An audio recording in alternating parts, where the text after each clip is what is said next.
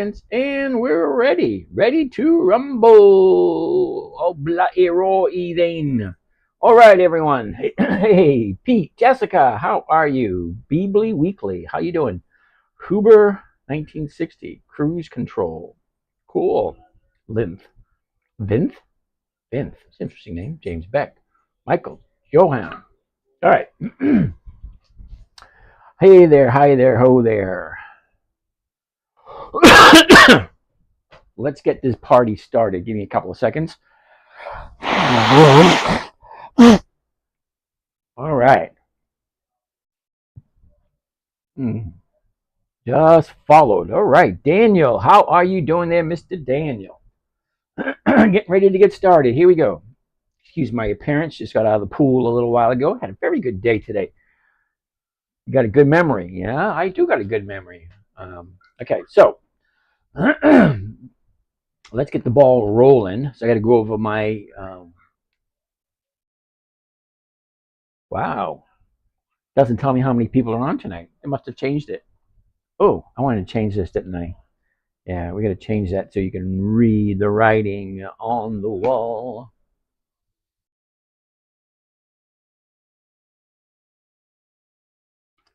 All right.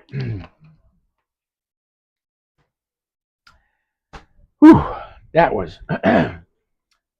Let's get ready. All right, get my cough drop, and then we're ready to roll. All right. First things first. The disclaimers. If you have debt, I can get rid of it for free. Well, then, cool. They're waiting for you. All righty. Let's get. How do you handle greed? Oh, that's a tough one. It takes a while. It does. It takes a very long while to get control of greed. All right, let's get ready to roll. All right, now, so for those, Doc, we're going to take a look at MPW. Hold on. All right, disclaimers. You ready? First and foremost, there is about 27 imposters pretending to be me. So if you get a text, a DM, a phone call, or anything from someone who says they're me and not me, yeah, right off the bat, number one, I don't do cryptocurrency. I don't do WhatsApp, and I don't do, what's that other one? Telegram. Okay? I don't do Forex, and I don't do futures. I only do dividend stocks only. How do you feel about Delta Airlines? Eric, we'll take a look at that. Well, I should write it down. DAL. Okay, we'll take a gander at that in a little bit. All right. I've gotten 5 since the first day. Nike is on the list for us to take a look at. Yeah, it's a little bit down on the list, but we're going to get to Nike. Thanks for the jewels, by the way. The jewels. MDT, huh, Simba? Isn't MDT a no? I don't know. We'll take a look. Tesla's a definite no. Who's that new guy? 78, 35, 543, 358. Is that 357? Oh, 358.7. All right. Siri is crazy numbers. Okay, Recon, I think Siri is on the list. We are going to take a look at that. First on our list today, after I go through the disclaimers, first and foremost, I'm not a financial advisor. I'm not any type of guru whatsoever. Okay, I have no accolades, none. Didn't go to college. I'm just your average everyday guy who got a high school diploma. That's it. Math wasn't even my main topic. Okay, so did you do Verizon? We just got here. Looks good for next week. Okay, we'll take a look at it. California Ninja Lawyer. Cool. Hey, yo, just got paid. You know what that means. Time to buy dividend stocks. Cool beans. Cute boy, is this your full-time job? It's not a job. This is my pastime. It's my hobby. Okay, I'm retired, so it's not a full-time job at all. Okay, so I retired just recently in November. Okay, so encourage viewers to share. Yeah, don't forget to like, share, comment, all that kind of nice stuff. All right. I keep saying, all right, what the hell's the matter with me? So here goes the disclaimers. I'm not an accountant. I'm not a financial advisor. I'm not a stockbroker. I'm not a money manager. I am just an average, ordinary guy who, excuse me, that stumbled upon an interesting trading strategy that worked very nicely. Now, let me tell you how it came about. Now, I had a manufacturing company back in what is your biggest profit? My biggest profit, I think, was 25,000 in one day. What do you think about Riley? Riley's a big fat no, but I'll take a look at it for you and I'll tell you no later on. But we'll take a look at Riley. Okay, as I was saying, in '08, my daughter, who was 9 years old at the time, wanted to learn how to trade like I was. I mean, in a year. Oh, my biggest profit in a year? I don't know. I don't keep track of that kind of stuff. I just go day by day by day, or week by week by week. I don't really pay attention too much to that kind of stuff. Sorry. I'm relatively new at this, so you're gonna have to give me a little bit of leeway, you know. So I've only been doing this since January.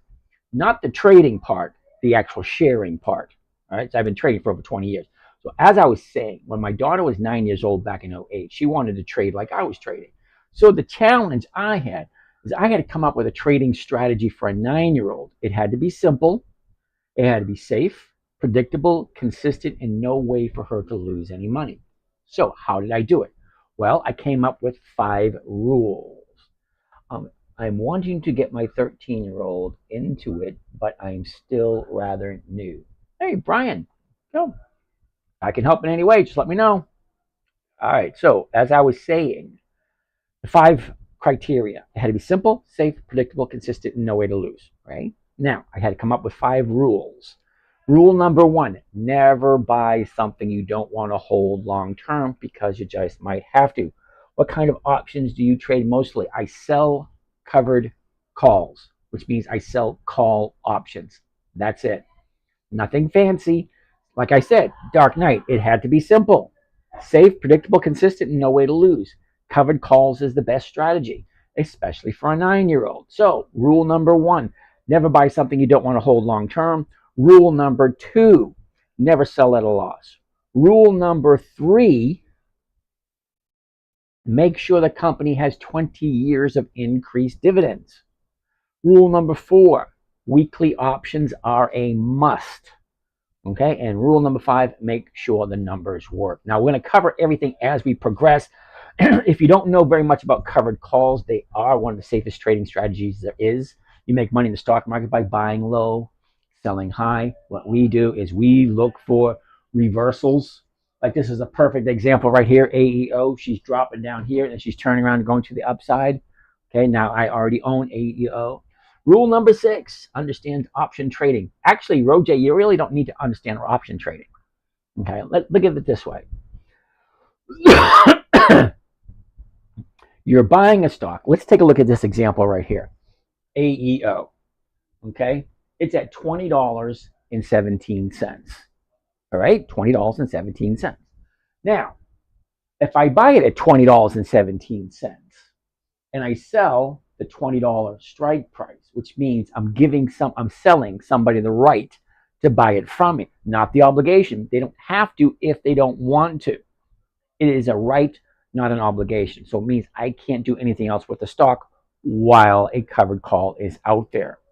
Okay, so if I'm buying it for 20, I'm selling it for 20, and I'm collecting 33 cents, that 33 cents is going to be my profit. Now, I'm losing 17 cents right on the top because I'm buying it for 2017. Okay, and if I take 20 cents off there, it means I'm only making 13 cents a share. So 13 cents a share is not quite 1%. Now we're going into Wednesday. Wednesday is one of those iffy days because you only got 3 days left of option premium.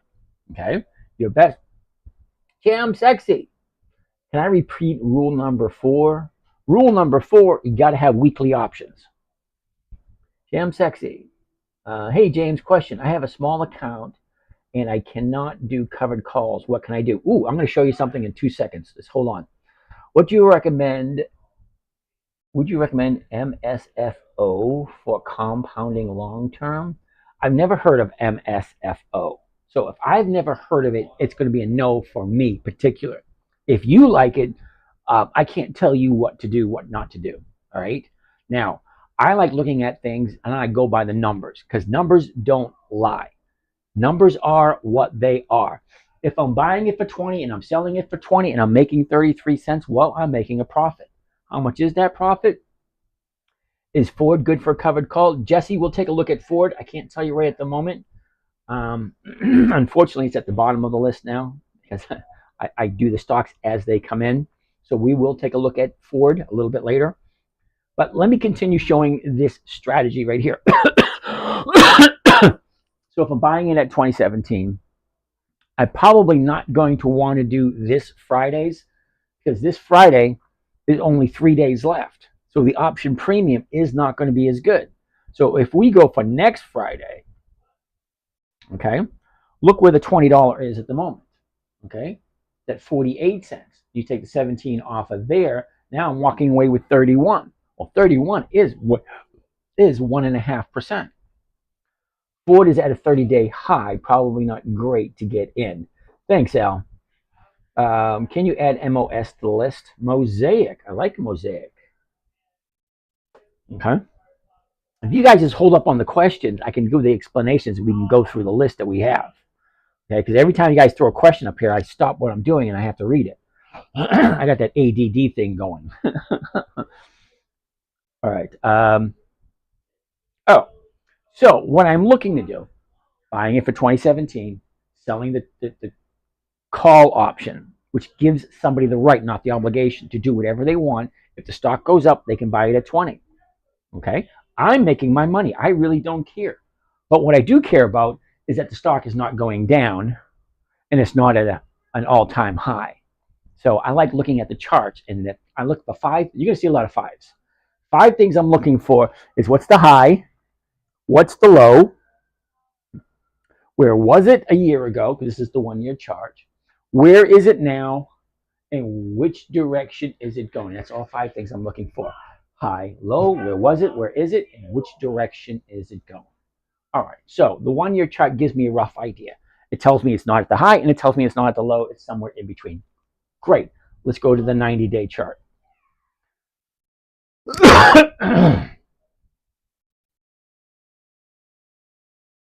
90-day. Okay. First thing I want to see, high, low. Where was it? Where is it? What direction is it going? Great. Okay. Now we want to look at, are there any patterns? Well, the high, she drops, goes up, comes down, goes up, comes down, goes up, comes down, goes up, comes down. Now she's going to the upside. Look at where she is now. Now the 90-day high is right there. The 90-day low is right there. Now she's bouncing up to the upside. For your schedule, do you look at charts and trade on Monday, reflect and look at the stocks Friday? Well, that's exactly what we do. But we look every morning, okay? Because I want to know, okay, now this is what I do. You guys don't have to do the same thing, okay? I spend 15 to 20 minutes on Monday morning picking the stocks I'm going to trade. Now, I only do the stocks if they have a dividend coming up, all right? Now, what stock is that on the screen? That's AEO, American Eagle Outfitters. Okay, those are the ones that make the Harley Davidson shirts, Harley Davidson jackets. I think they do a lot of top line clothing. But anyway, American Eagle Outfitters. All right. So as I was saying, that's the 90-day. What's more important to me is the 30-day. The 90-day, I just want to see the pattern. Up, down, up, down, up, down. And then I want to see the distance between. How long does it take to go up? How long does it take to come down? I'm just looking for patterns. That's it on the 90-day. The 30-day is what I find to be the most important for my type of trading because I want to be in on a Monday and I want to be out on a Friday. That's it. Okay, so here we are. Here's your 30-day high right here. And here's your 30-day bottom right there. Okay, the high, she drops, pulls back, drops again. Now she had 2 days to the upside. Awesome place to jump in if you like AEO. So remember rule number 1, never buy something you don't want to hold long term. So if you don't know who it is, you don't understand what they do, and you don't look at the numbers and the the fundamentals, don't buy it. Never buy something you don't know or you don't want to hold on to. I got no problem holding on to AEO. As a matter of fact, I bought AEO in the first week of April. So I've had it longer than I want to hold it. Yeah, I believe we're into week number 15 for AEO. Okay? So, that being said, let's take a look at seasonality and see what this thing normally does this time of year. This time of year, here's AEO right there. Oh, wait a minute. Let me go back and give a brief explanation for those who don't know what this is, this chart. Okay. Gen X Tex, what's happening? All right. When you look at stocks Tuesday through Thursday, what exactly are you looking for? I'm not really looking for anything. Okay. Now, I do all my trading on Monday. Friday's the balancing, find out what we're doing. Okay. Tuesday, Wednesday, Thursday, I just want to see what my positions are. What happened the day before? Okay, so when you at the point, now I'm assuming, inspire me more. If you're retired and have all your money invested in this, God and Glory 369, when you say 1%, what is your bankroll? Surely you're not putting 100% of funds. Well, God and Glory, hold that thought for 1 second. I'm going to show you something. Nope, this one. All right, just for your information, okay? Now, this is my website, okay? It's called the10minutetrader.com, okay? So you're out there, the 10 Minute Trader. Oh, and if you didn't know, this screen right here is live on YouTube. So you can look it on your computer, your laptop, your big screen TV in your living room, get nice and comfortable, grab some popcorn, a beer, soda, whatever. Now, what I'm about to show you is every single one of my trades I did this year. Okay, I share 2 accounts with you guys. I have 6 accounts, but I only share 2. All right, so account number 1, $117,475. I average 1% a week. 1% a week is over $1,000 a week, roughly around $1,100 a week. I'm retired. Should I get my money out of a broker managed an annuity? Ouch, that hurts. Okay, now, Duke, I'm not going to tell you to do anything. Okay, I am showing you how I get a safe, predictable, consistent 1% per week. Okay, I'm here every single night from 9 p.m. to 11:30 p.m. You're new here because I would remember that name, Duke. Now, my suggestion, just a suggestion, is sit tight, write down any questions you might have, ask me whatever questions you want, come back again tomorrow, come back again the day after. Keep coming back until you understand what's going on. Because everything I buy is a good, decent stock. All right? Now, let me quickly go over before I do this. Where am I? This one? Yeah, okay, this one. Let me go over some brief stocks and just give you an example of what I buy. Okay. Now, this is for you, Duke. You ready? You ready for this?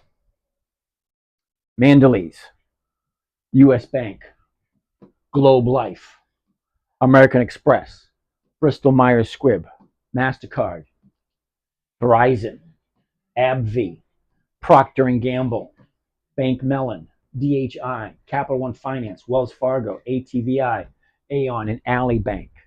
Okay, that's just a little sample of what I buy. WTI. What the heck is WTI? All right, so where was I? I got 300,000 cash, bro. Guide me like I'm dumb. Ooh.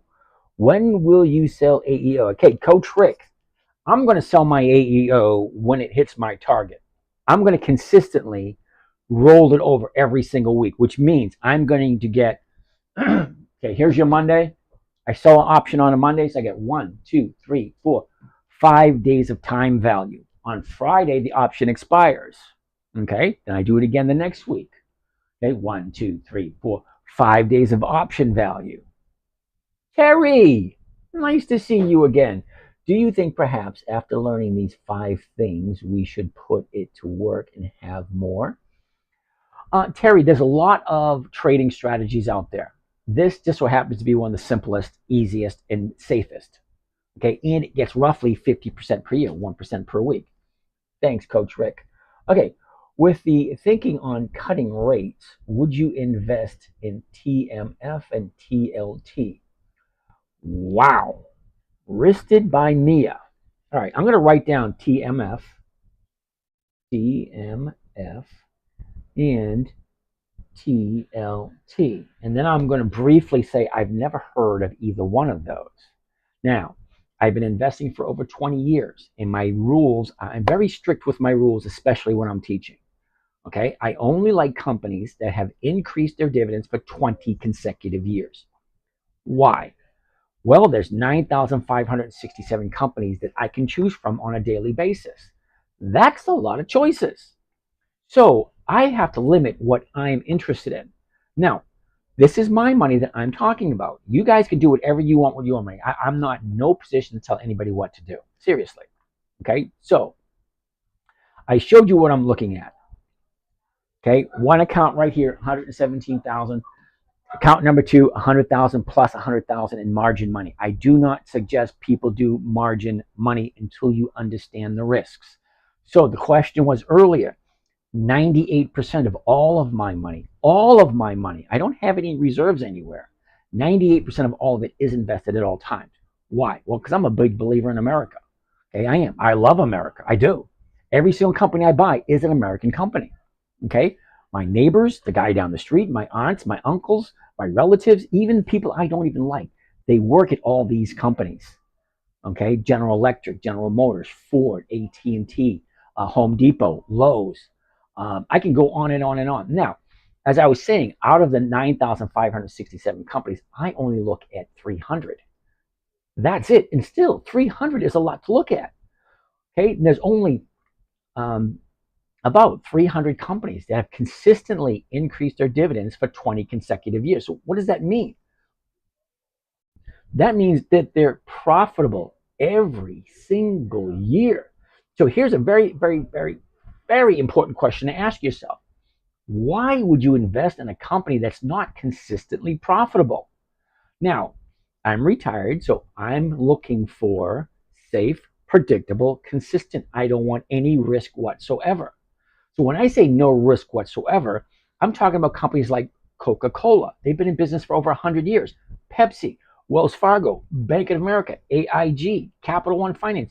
All these companies have been in business for over 100 years. They've seen World War I, World War II, Korea, Vietnam, the stock market crash, the Great Depression, the oil embargoes of the 70s, the skyrocketing price. The prices are crazy. Y2K, the dot-com bust in the 2000s. The market crash in 87, the the financial crisis in 08, the shutdown of the world, not just the United States, but the whole freaking world shut down in 21. But these companies continuously increase their dividends every single year. So why wouldn't I put my money into them? Okay, we're always going to need toilet paper. We're always going to need toothbrushes, toothpaste, mouthwash, paper towels, dish soap, laundry detergent. We're going to need all that stuff. These are the companies I invest in. Okay, I don't invest in companies. When I say I've never heard of TMF and TLT, well, I haven't. Have they increased their dividends for 20 consecutive years? Have they been profitable for 20 consecutive years? Do they have weekly options that I can make a weekly cash flow, or I can collect a weekly check from them? No, I haven't heard from either one of them. Okay, not to say that they're bad companies. It's just I have 300 to deal with. I don't need 301 and 302, especially if they don't fit the criteria. Okay, let's go to some more of these questions before we. Oh, so I forget who asked, but here on the 10-minute trader is every single one of my trades this year. Every single one. Okay, the 2 different accounts. Now I told you I have 6 different accounts. 6. Is that right? That's 6. Whatever. It's 6. Okay. Now, 6 different accounts. I only share 2 of them with you guys. Now, I am sharing with you a trading strategy that gets 50% per year. So what do you think those other 4 accounts are getting? Okay. Now, I had to cut Apple from one of my accounts because it was only giving me 4% a week. It wasn't enough. 4% a week. That's 200% a year. And I had to cut it because it wasn't enough. So I keep saying that. Why do I? All right, anyway. I got to figure out what filler words to use. Okay, so here are all, I did it again. Here are all the, oh, look at, there it is, live trading. You can actually join my live trading group. Where is it? Right there, see it? Live trading. So here's all the weeks. Week week number 1 for the year. Account 1, 2.12%. Account 2, 2.38%. Hold up. All right. Let's continue. Week 2, 1.3%. Account 1. Account 2, 2.5%. Week 3, 0.85. Do I make my 1% every week? No. 0.85, week number 3. 0.85. What's 0.85 of 117,000? Well, it's over $900. Can I live on $900 a week? Well, yeah, I can. Account number 2, 1.43. Week 4, 0.9. Account 1. Account number 2, 2.97. To make a long story short, let's go up to where we are at the moment. Now, the website has just been updated, so these numbers aren't 100% accurate because I still haven't finished up week 20, 24, 25, and 26. Haven't finished up those numbers yet. You know, I have things to do. Go hang out at the pool with my grandson, you know, those kind of things. Fun stuff.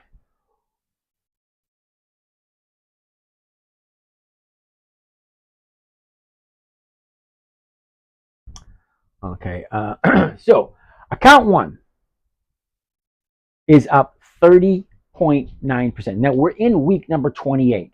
Okay, second week of the third quarter. Second week, third quarter, week number 2. Right?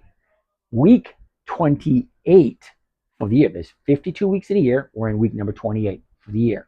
Week number 2 for the third quarter. Okay, there's 13 weeks per quarter.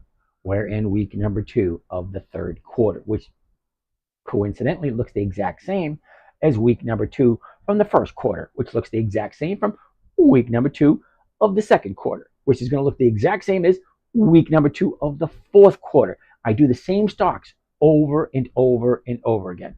So let me take the SOA HC. Did you work at Wall Street? Nope, never been to Wall Street. Buzz Liddy. I got 300 grand.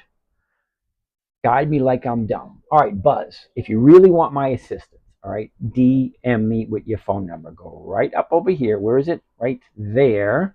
Okay, see it right there? Dividend Stock Talk. There's my pretty little face on the top left corner. Yeah, smash that. That'll take you to the page that tells you how to get in touch with me. Send me your phone number and be leery of scammers because I'm telling you, you give your phone number, I will give you a call. We'll chat. This may or may not be for you. Okay, it's slow, it's boring, it's repetitive. Okay, but it is safe, simple, and consistent. It takes me 15 minutes a day, well, 10 to 15 minutes a day to actually do my trading on my personal account. Okay, that gets me 1% per week. 1% per week on account. This account here is $1,100 a week. This account here, it's over $2,000 a week. Okay, so all of my money is invested at all times. I keep 2% back just for incidentals, like grocery shopping, gas, those kind of things. But other than that, all my money is invested.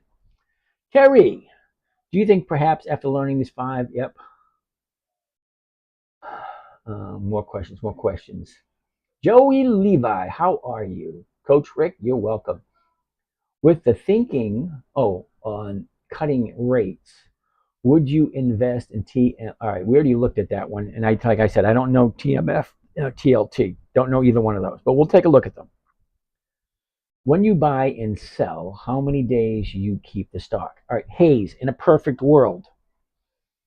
Go back to where we were. Which account is it? Damn it. This one? All right.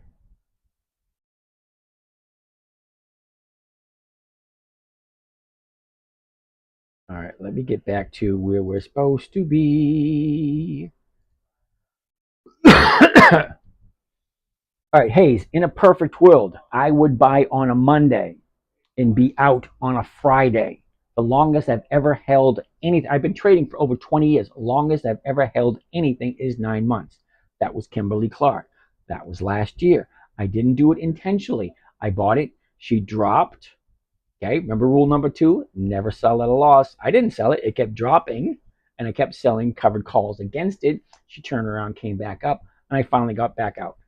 Okay, so someone asked a question about AEO. Now I'm into AEO at 23.65. Look where we are right now.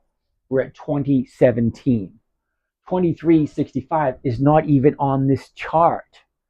Okay, so my stock value has gone down. Now I did sell, if you see my position over here, 23.65.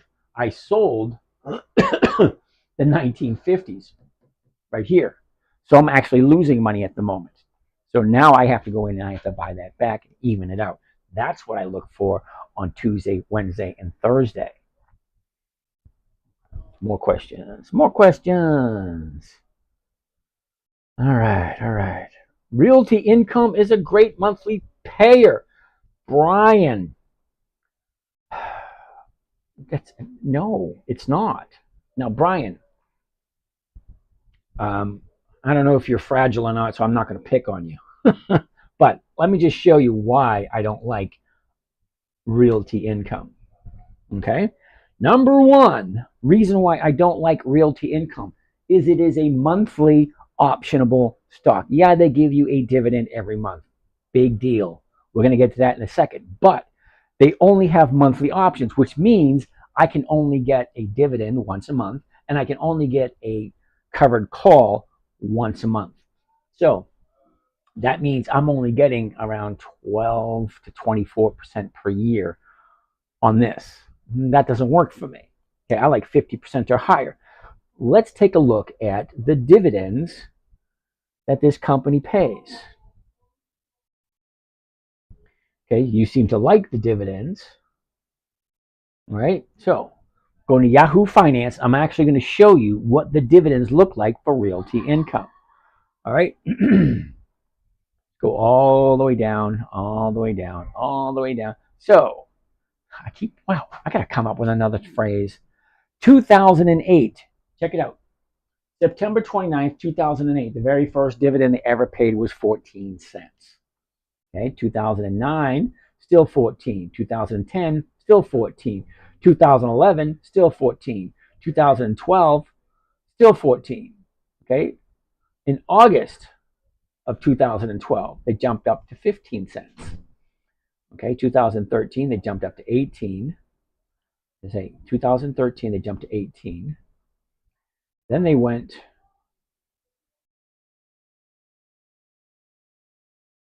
all the way up 2 years at 18. So they don't increase their dividends that often. Okay, 2015 September 19 cents. Okay, then they jumped to 20 in 2016. 2017 they're at 21. 2018 21. 2019 22. Then they jumped up to 23. Then they've been at 25, 26. Okay, so they don't increase consistently. That's one thing I don't like. You want to see what's even worse than that? Brian, you ready for this? I'm going to give you one of my favorite phrases. You ready? Here it comes. 5.98. 6%. Okay? They're giving you a dividend every single month, but it's only 6%. So why would you possibly think that 6% is better than 50%? Okay, so I'm showing you how to get a good quality stock, how to choose a good quality stock. Oh, ain't one of them. That pays a consistent premium that is over 1% on a weekly basis. 1% a week is over 50% per year. I don't like O because they don't increase their dividends consistently. They're paying out 5.9%. 5.9, that's all they're paying. And they have monthly options. And monthly options, you can only do them once a month. And you have to figure out, okay, here we are now, 52.76. This got 10 days, which is 2 weeks. Okay, 2 trading weeks.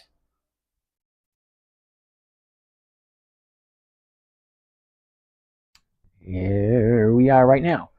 Okay, so here we are right now, the last 30 days. She drops, goes up, drops, goes up. Here's your 30-day high. Drops, goes up, drops, your 30-day bond goes up. What's happening now? Well, now she's coming to the downside. Great. Where's it going to be in 10 days?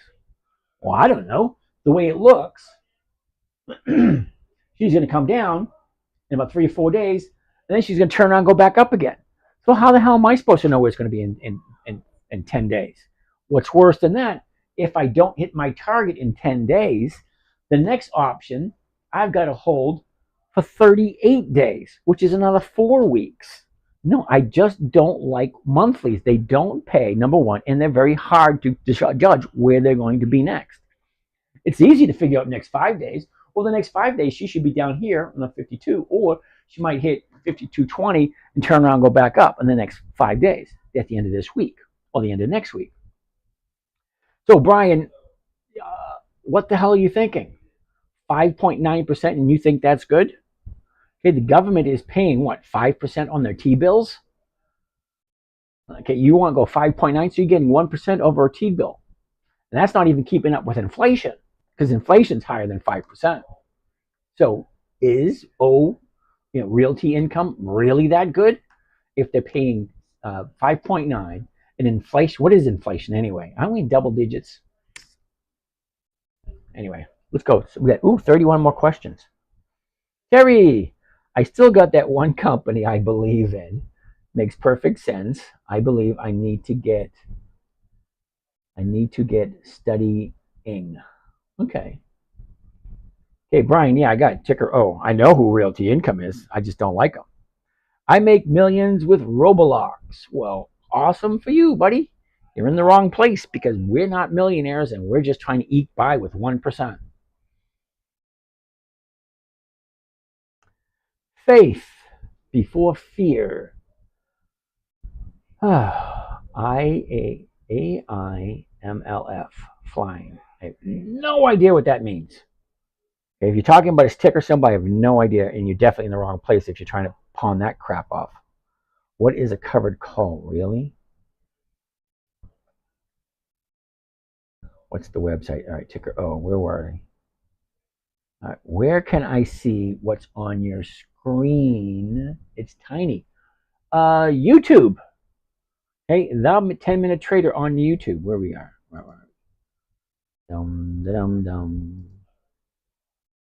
Here we go. That 10-minute trader, that's my website. You go to YouTube. Here we are. We're looking up at YouTube. All right, so live. Okay, with 2 of them right here. This one's live and that one's live. Okay, this one is just the screen with all the little tiny numbers. And this one is here is me standing in front of the screen, exactly what you're seeing here on TikTok.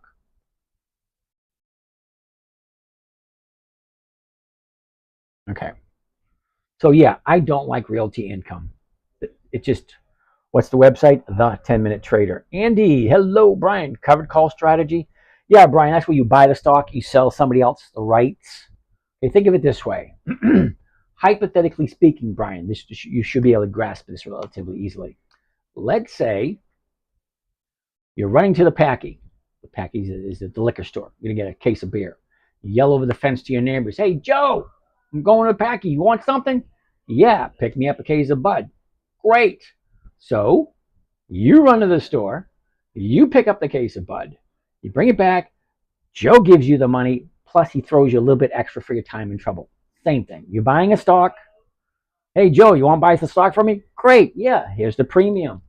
Okay, buying at $52.88. I'm going to sell it for $52.50, 70 cents. Great, wonderful. So you're buying something on a Monday, and then you're selling it to someone else. And they're going to give you the premium on a Monday.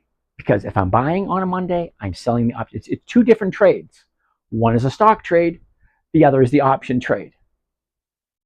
I buy the stock at the price, okay? The last price, the bid, the ask, the volume, the open, the high, the low, close, all that kind of nice, fun stuff.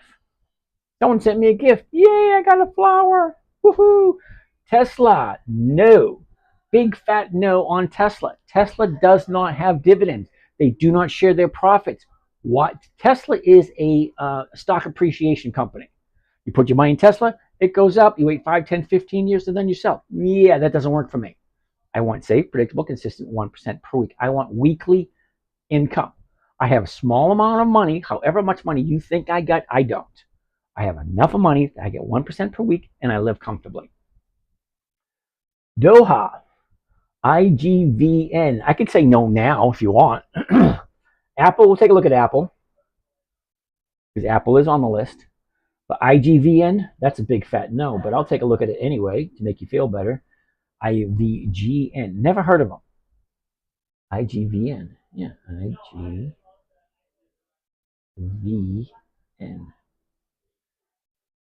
IGVN, never heard of them. How many positions do you have at one time? All right, Brian, I have no to the Qs. Okay, Qs doesn't pay dividends. And how long have you averaged 50% returns for? About 15 years. Okay, each account is different. Now, remember I told you I have 6 different accounts. So the accounts I share with you, one of them has about 6 positions. That's the one I share readily. Another one that I share with you guys has about 5 positions. Okay, then I have a couple other accounts that has a lot more because I do different strategies. I should have invested in Apple a while ago. Brian, I don't know what to tell you there. Okay, so O is a big fat no. Ribbon is a no also. They don't have 20 years of increased dividends. Sorry, Chad. Ribbon's a no. Okay, when I say 20 years of increased dividends, okay, OG, you want to know why I keep saying no to the Qs? Well, let me tell you why. 1, 2, 3. All right. 498, number one, it's out of my price range. Okay, Brian, AbbVie. What's my favorite? My favorite this year is Macy's. Do I invest in Peggy? Never even heard of Peggy. Peggy. AbbVie. AbbV. Long ever. Okay, Doha. I don't even know what that is. Long Everon. All right. Qs. Number one, it's out of my price range. Okay, I like $250 or lower. Okay, it's at an all-time high. No, I don't do the thing. You know what the thing is? Buy it high and wait for it to get higher. No, I don't do that. Okay, I like buying at the right time. So when the stock comes up, it comes down. That's where I want to buy there as it's going back up again, because that's all stocks do. They go up and they go down. So you take a look at this here, the Qs, 497. Well, what do you think is going to happen? Look at all this profit taken. A year ago, we were at 340. Now it's at almost 500. So 340 to 500, that's $160 profits. So people who bought it here in November are taking a look saying, holy cow, 500. How much higher is it going to go before I take my profits? Because it's not a profit until you take it. And nobody ever went broke taking profits. All right, so no to the Qs. All right.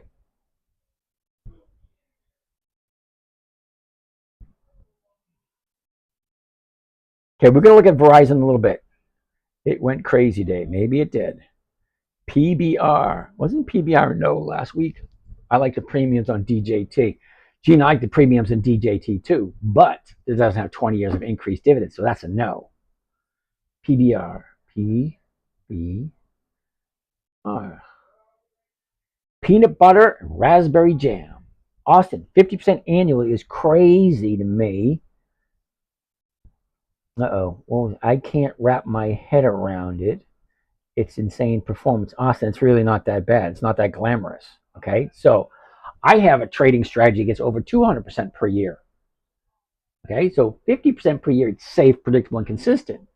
But it's not as good as some of my other trading strategies, which are for my paying members only.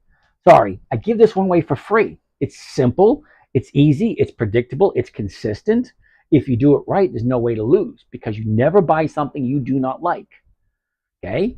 If you don't understand it, if you don't know who it is, if you're not okay with owning it for a long period of time, then don't buy it. It's that simple. Rule number one, never buy something you don't want to hold long term. Number two, never sell at a loss. It defeats the purpose. Number three, 20 years of increased dividends. Why would I put my money into a company that's not profitable consistently? Okay, I'm 60 years old. Okay, consistently to me is 20 years. Okay, if you're doing a good job and you've been doing it and you're profitable 20 years consecutively, well, yeah, I'm going to throw my money there. Why would I do something that's not consistently profitable? It just doesn't make any sense.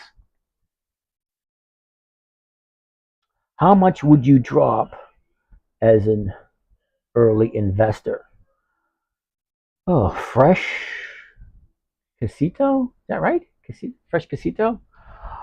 Everyone is different. It all depends on why are you investing in the first place. Okay, are you investing just to make some extra money for spending? For extra pocket money? Are you investing so that you can retire early? Are you investing so that you can build up a retirement account? I have no idea why you're investing, so I can't tell you what to do. Okay, I got to a certain point where it's like, all right, how much do I need to retire comfortably, gaining 1% per week? Well, I'm here. I retired in November. I'm only 60. I retired at 59. I turned 60 in January. Yeah, that's your signal to buy when it drops. You're absolutely right. Well, all right, Brand. Thank you. Nice to be reconfirmed. Dell. Ooh, do I have Dell? I think I do.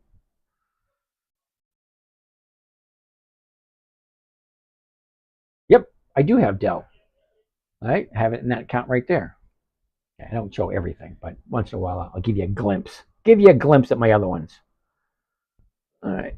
I missed some. PBR. Okay, hold on. 50%. Okay. Dell. Okay. PM. PM. Philip Morris. PM. I knew it sounded familiar, but wasn't quite sure. Bitto is pretty good. Now, actually, Bitto is not pretty good. Deco Blade. How are you doing over there on YouTube? Bitto. I actually have some Bitto. Bito. Okay. Now I have it at 32 and 27. It's at 20. Not thrilling me a bit. Okay. Hidden Ninja. Jimmy. Hey, James. ALB. Able Mile. We looked at Able Mile this morning. ALB. Now, Able Mile looked good yesterday. Opened up this morning, and no, it wasn't. AbbVie is a dividend aristocrat. Yep. Thoughts on covered call strategy? Okay, Brian, AbbVie is on a list. Are you talking on Forex market? No, I don't do Forex at all. Sorry. You over here on YouTube? No Forex.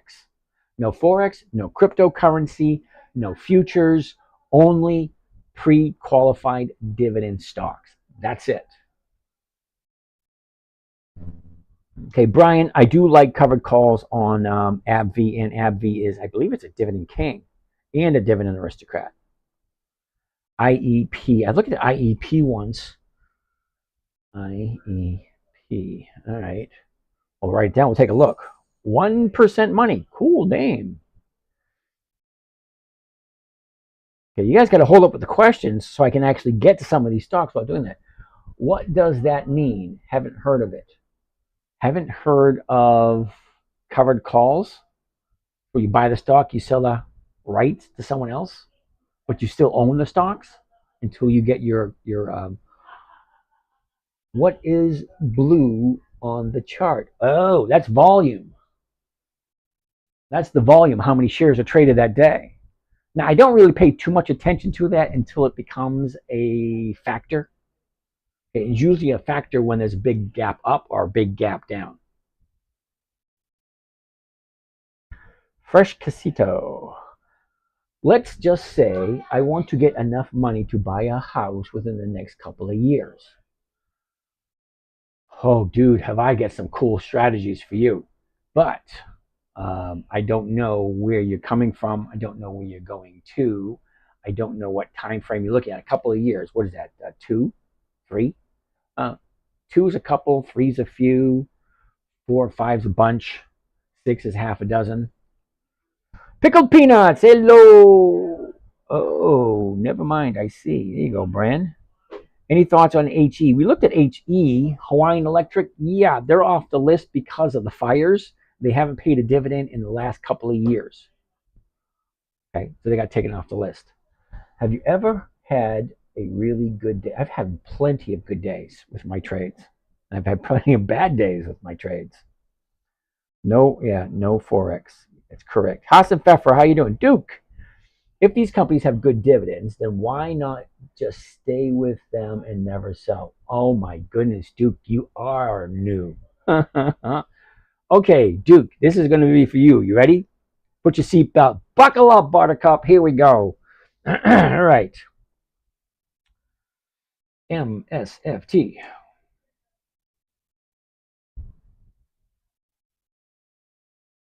MSFT. Oops. MSFT. Okay. Not in July. Not in June. May. Yeah, well, there it is right there. Microsoft. All right. You ready for this, Duke? All right. We all know who Microsoft is, correct? Now, this year, Microsoft is paying 75 cents for a dividend. Okay? Duke, you see that? Microsoft, dividend, 75 cents. Now, the current price on Microsoft is $460. The $460 call option is going for $3.20. So, Duke, explain to me in a manner which I'll understand. You want to dish out $460 to grab a 75-cent dividend. I want to dish out $460. Sell somebody the rights to buy it from me for $460. The exact same price I just paid for it. Do I want that 75-cent dividend? Hell no. I want the premium, $3.20. $3.20. I'm buying it for $460. I'm selling it for $460. Okay? You're buying it for $460. You're collecting 75-cent dividend. I'm collecting $3.20 premium and I'm selling it the same week. I'm buying it on Monday, hopefully selling it on Friday. That's my plan. If I buy it at $460, sell somebody the rights to buy it from me at $460, exact same price I paid for it, they're going to give me a premium, which is $3.20. Okay? If you buy it at $460, okay, collect the dividend is 75 cents. Guess what? You're going to get the dividend once every 90 days. Once every 90 days. I can get a premium every 7 days. $3.20 here. The next week, $5.55. It's going to be roughly the same 1% per week. So I'm not quite sure if that answers your question. But you said if these companies are good dividend companies, then why not just stay with them and never sell? I just gave you the answer, buddy. Okay? If you buy, you're going to get 75 cents every 90 days. If I buy, I'm going to get 1% per week. 1% of 460, well, this is less than 1%. But next week's is $5.55. And so if I do this week's, I'm getting $3.20, which is less. All right, let's find out exactly what it is.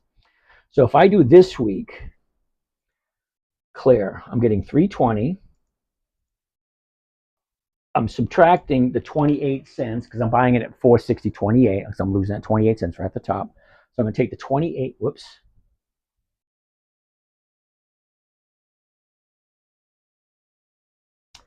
$3.20. Now I'm subtracting the 28 cents because I'm going to lose that right off the top. My profit for this week is going to be $2.92.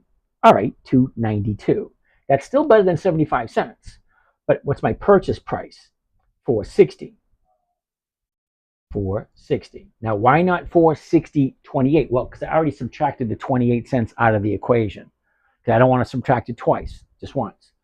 Okay, so this is a 0.6%. Okay, 0.6. It's less. It's a little bit more than a half a percent. But what does that come to at the end of the year? That's over 33%.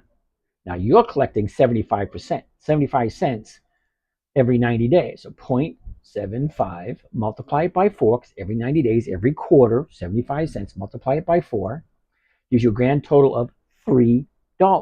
Now, you're investing $460. So we're going to divide it by 460. Grand total of 0.6% for the year.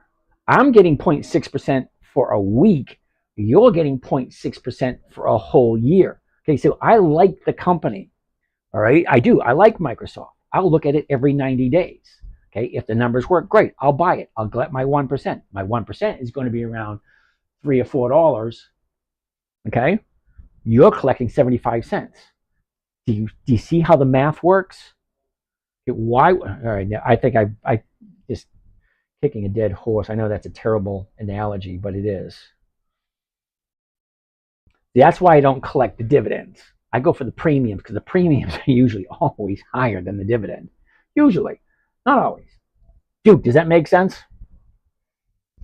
Okay, C. Pederos. What is the delta or implied volatility that you recommend when you buy covered calls? Oh, okay. Focus my eyes on this one while I come up with a good one. This is an interesting question.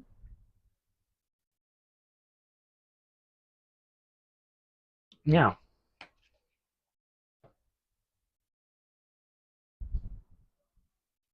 C. Pederos, Pederos, something like that. Now, we're talking about delta implied volatility. You're talking about doing analysis of the position. I don't do any of that. Okay, you're making it more complicated than it needs to be. Questions you should be asking yourself. Question number one: What's the current price? Okay, right now, this particular stock, the current price is $19. Okay, so if I buy it at $19, sell it at $19, I'm collecting 28 cents a share. That's 1.5% for the week. Okay, does implied volatility, delta, vega, what are the other ones? Rho and theta. Does that have anything to do with this? It has absolutely nothing to do with it whatsoever. And I'm only doing it for 3 days. Do I really care what the vega is, the delta is, or the implied volatility? No, I don't care. Really, I don't. Don't make it more complicated than it needs to be. Question number one: do I like Macy's?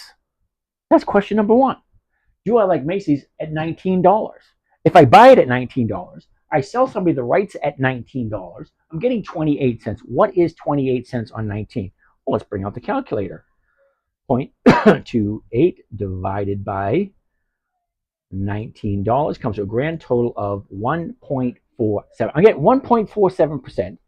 Okay, the delta, the vega, the rho, the theta, the implied volatility, open interest, all that has absolutely nothing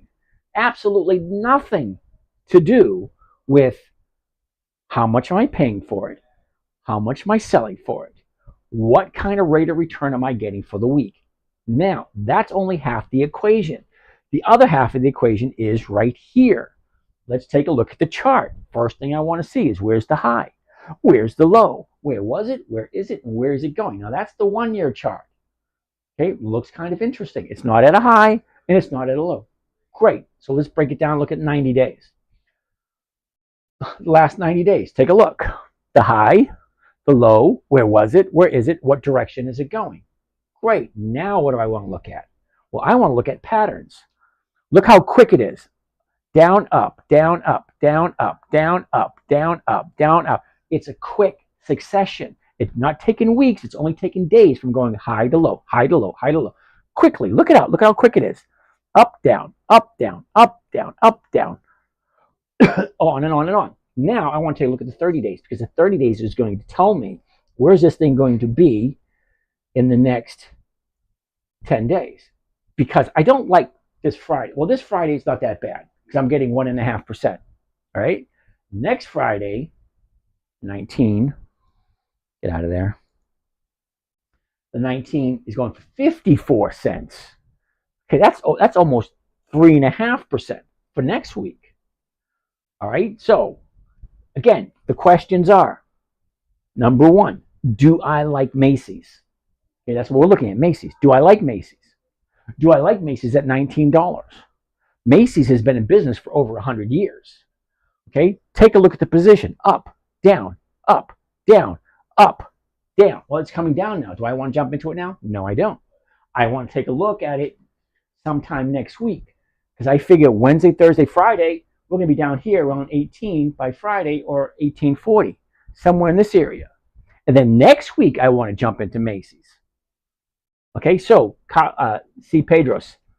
I don't pay attention to the implied volatility, the delta, the vega. I don't pay attention to any of that stuff. It has nothing to do with what I'm doing. Okay, remember, it has to be simple, safe, predictable, consistent, and no way to lose. Okay, don't bog yourself down. Now, if you can do a long term, yeah, I understand by using that information. But short term, 4 or 5 days, yeah, no, I don't bother with that. Uh-oh.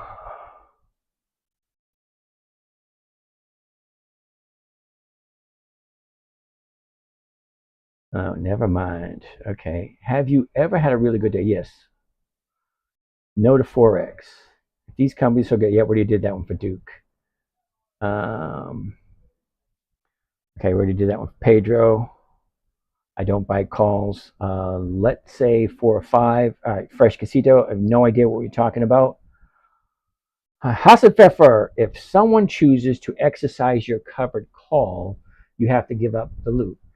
No, you don't. Okay. Ooh, crap. Oh, what was that? Sciatica pain? I don't know where the hell that came from. 19. If I buy this tomorrow at 19, okay, and I sell it 19 tomorrow morning, and the stock jumps tomorrow to 22, 23, 24, whoever bought that option, yeah, they can buy the stock from me. Do I care that the stock jumped up and they're going to buy it from me? No, I don't. I'm going for the 1% only. I honestly don't care if the stock goes up. I would like it to, because whoever buys it from me, I'd like them to be profitable too. All right. So if the stock goes up, if they exercise that option, yeah, fine, let them take it. I'm looking for the 1%. That's it. You got to get that greed thing under control. So if the stock, we had a question about that this morning. One of the guys had an option he sold, but the stock jumped, and he was debating to buy the option back and sell the stock and maybe get a profit. But after crunching the numbers, it didn't make any sense. All right, let's go. Tice. That's right. Selling calls. Okay. What's the worst trading day you ever had? Okay, Corey, my absolute worst trading day I ever have. I have never, ever, ever, ever met anyone that got a phone call that sounded like this. Hello, Mr. Gardino. Yeah, you're done. We're selling all your positions to cover your shorts. That's the worst day I've ever had. $91,000 in one day. Well, actually, it was 1 week. Okay, so I was being stupid, and I did something I should never have done. It was a very expensive lesson, and I never, ever, ever done it again. Okay, never put all your eggs in one basket and one basket only. Nope. Real networks. The thing jumped up 45 points with no news. I'm searching and searching and searching for the news, and I was dead set that this thing is going to profit taking the very next day. I put everything in, and if it did profit taking, I would have been a huge amount of money. But no, it jumped another 60 points. No news at all. Got a phone call. Excuse me, Mr. Gardino, you're done. Not hi, how are you doing? What's going on? You're done. We're selling all your positions. Yeah, that's my worst day. That's ridiculous. Yes, it was very ridiculous. Should I invest in NVIDIA? And wait for it to blow up? Q, I honestly can't answer that question for you. I don't do NVIDIA at all. Okay, so a couple of weeks ago, NVIDIA was $1,200. All right? It was $1,200 a share a couple of weeks ago. And then they did a 10-to-1 split. But let's not talk about 10-to-1 split. $1,200 per share. Okay? The dividend was 2 cents. Okay, now they did a stock split. Okay, now it's at 120, 130, somewhere in that area. The dividend is 1 cent. Why would you invest in a company It only has a 1 cent dividend. And then take a look at the book value. The book value on NVIDIA is $2 a share. So if the company goes belly up and they're forced to liquidate, you get $2 a share as opposed to, let's say, Ford. Ford has a $14 or $15 book value, and the stock price is below 14, is below. Same with Walgreens. Okay? Walgreens, I think that the stock's at 11, but the book value is $14 a share. So if they liquidate everything, you're coming out on the high end. But NVIDIA, yeah, no. The dividends are horrible.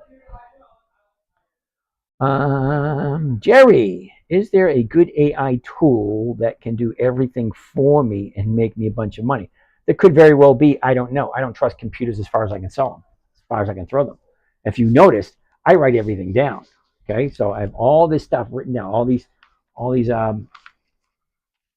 trade ideas and all these stocks you guys have me take a look at. Okay, I write everything down. I don't trust any of that crap. I've seen enough of the Terminator movies to know not to trust a computer. It happens. What happens if it drops from 460 to 400? I think you're talking about Microsoft, right? Because at 460, that was the example I was using. Is this an example?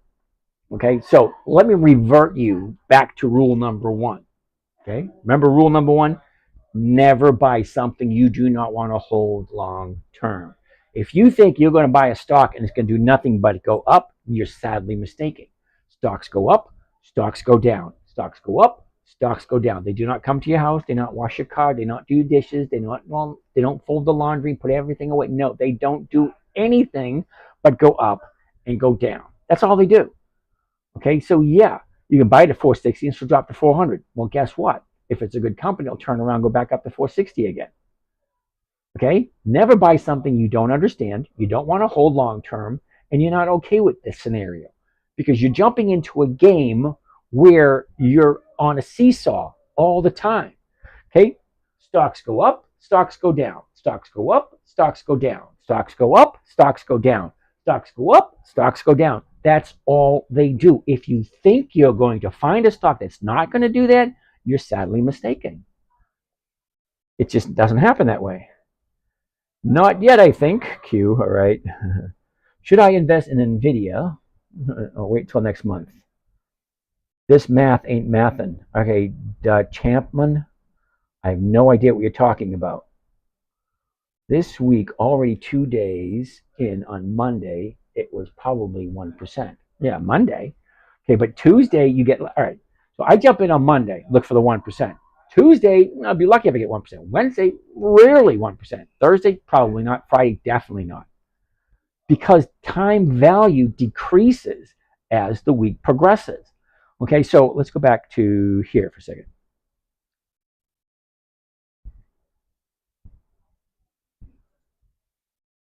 Right, here's Microsoft. If I'm buying it on a Monday, right, I have 5 days of value, of time value. Okay? Tuesday, there's only 4 days. Wednesday, there's only 3 days. Thursday, there's only 2 days. Friday, there's only 1 day of value left. So when I'm selling my premiums, I'm always looking to sell on a Monday because I get the higher value for the dollar that I'm selling. Can you tell us about options? J-bars. Well, option is, well, there's 2 kinds of options. There's a call option and there's a put option. I don't deal with put options because they have that negative connotation. They just rub me the wrong way. A call option is the right, not the obligation, to buy a stock at a certain price by a certain day. Let me give you an example. All right, we're looking at Microsoft. No, we're not. We're looking at Macy's. Okay, Macy's, I don't need 14. Let's go down to 10. All right. Now, when you're doing a covered call, that's what we do here. Covered calls. We buy a stock, we sell the option. It's 2 separate entities, stocks and options. Now, I do call options only, and I sell them. I do not buy them. Okay? I'm looking for a safe, predictable, consistent 1% per week. This strategy just so happens to make about 50% per year. That's why I like it. If I'm buying the stock, remember there's two trades. One is the stock trade, where you buy the stock. The second trade is the option trade, where you're selling somebody the rights to buy it from you for the exact same you paid for it. So if I buy it for $19 tomorrow morning, I'm going to sell it to Jack down the street for 19 bucks. He's going to pay me this premium, okay? And then on Friday, he's going to decide whether or not he's going to buy the stock or he's going to let the option expire worthless. Me, I don't care either way because number one, I never buy something I'm not okay with holding for a long period of time. So if I buy Macy's at 19, I'm okay with buying Macy's at 19, and I have no problem holding on to Macy's. They've been in business for over 100 years. Why wouldn't I want them? Okay? I buy it at 19, I sell it at 19, I collect this premium. That premium is more than 1%. That's my 1% for the week. That's what I'm looking for. Safe, simple, predictable, consistent. Give me 1 second.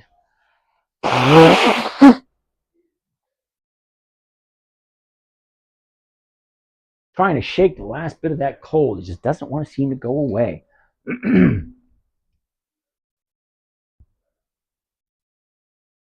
So, J-bars. There's a lot to know about options.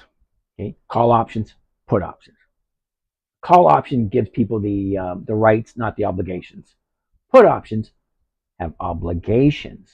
Okay, now there's a contract. It's a legal binding contract with whoever and whoever. If you buy the stock and you sell the option, selling the option is a contract between you and whoever buys it. Do you know who buys it? No. It doesn't really matter who buys it. If the price is listed here, that's what you can sell it for. Price is listed here. This is what you can buy it for. Okay, so if you're an options buyer, you use the ask price, 32 cents for the 19. If I'm the seller, the 19, the bid, 28 cents. There's the bid and the ask. What I can sell it for, what I can buy it for. If I buy the stock, remember, two separate entities. Stocks up here, options down here. Stocks, options, two separate entities. Steve Bloom over on Facebook. I'm going to apologize now, Steve, because of the poor quality of the camera. I am looking to get another camera. I'll get to it eventually, so just bear with me. It is live on Instagram, YouTube, and TikTok if you're not happy with what you're seeing on Facebook. All right. Okay, J-Bars, there's a lot of information on YouTube for free about options. You can make a lot of money with options. You can lose a lot of money with options. But this particular strategy I'm teaching here, it's simple, it's safe, it's predictable, it's consistent. Okay, and I do just single options. If I click on this little button right here, okay, where it says single, look what pops up. Single, vertical, back ratio, calendar, diagonal, straddle, strangle, covered, color, butterfly, condor, iron condor, vertical roll, and then a whole bunch of other ones. Those are all different option trading strategies. They can get very confusing and very time consuming. So I always stick with the simple single option. Buy the stock, sell the option. It's the simplest, safest trading strategy there is. You buy the stock low, you sell the stock high, and you get that premium from the dividend, from the selling the covered call. All right. 42 questions. What happens if Microsoft drops to 400? The world ends. If Microsoft drops to 400, the world's going to end. Nothing. Nothing's going to happen. Microsoft has been below 400 before. Okay? Let's find out how low Microsoft's actually been. Whoops.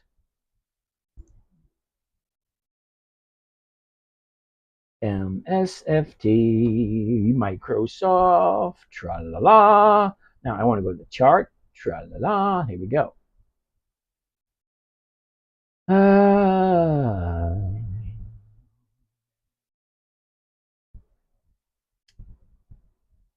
Wow. Well, look at that. Okay. Here's a chart for Microsoft. It's at 459 now. What happens if it goes below 400? It's only seen 400 in the past in the past year. Other than that, let's go closer.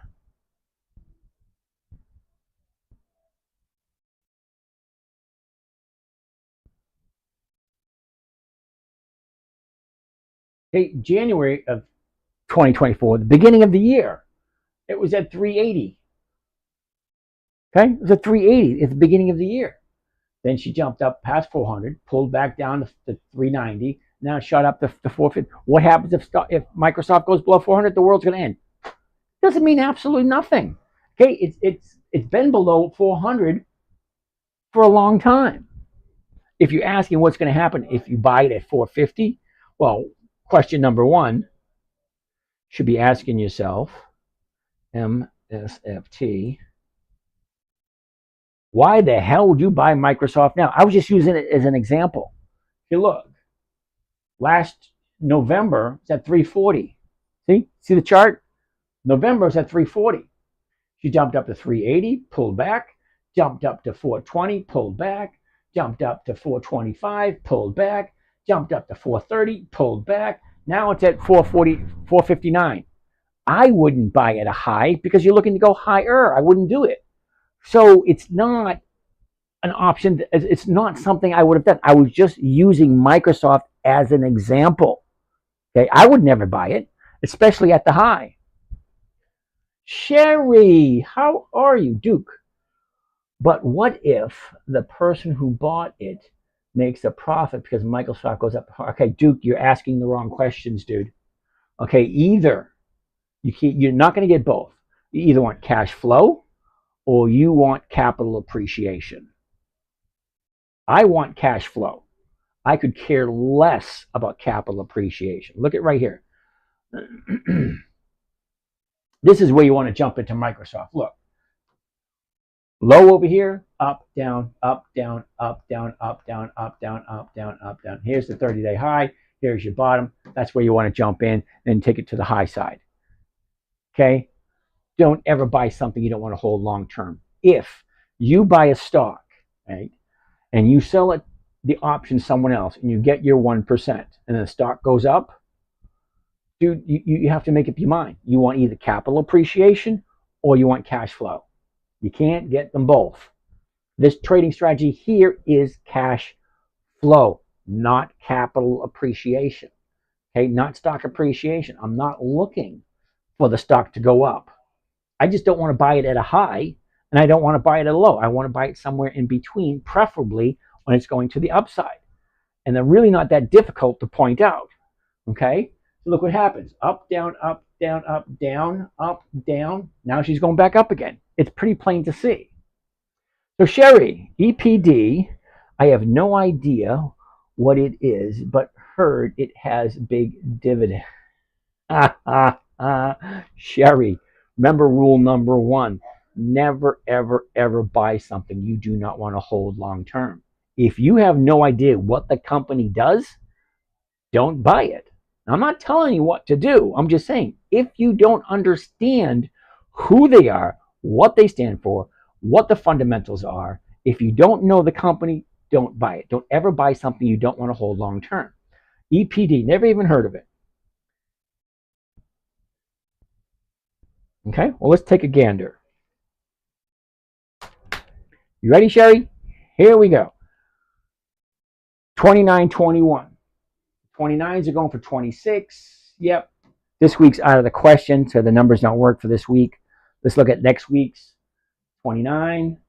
The 29.50s, 10 cents. Nope. The 29s, 25 cents. Yeah. Sorry, kiddo. The numbers just don't work. Okay. The numbers don't work for EPD. That's one. Number two, look at this. Okay. Here's your 30-day bottom. Here's your 30-day top. Why would you buy it when it's this close to the top? Okay. Wait for it to come down and wait for it to turn around before you jump in. Okay. And EPD shouldn't even be on your list if you don't know who they are. So let's find out how many times EPD has increased their dividends. EPD. Historical data. Okay. Dividends only. Okay. Now I want to look at the maximum amount of dividends.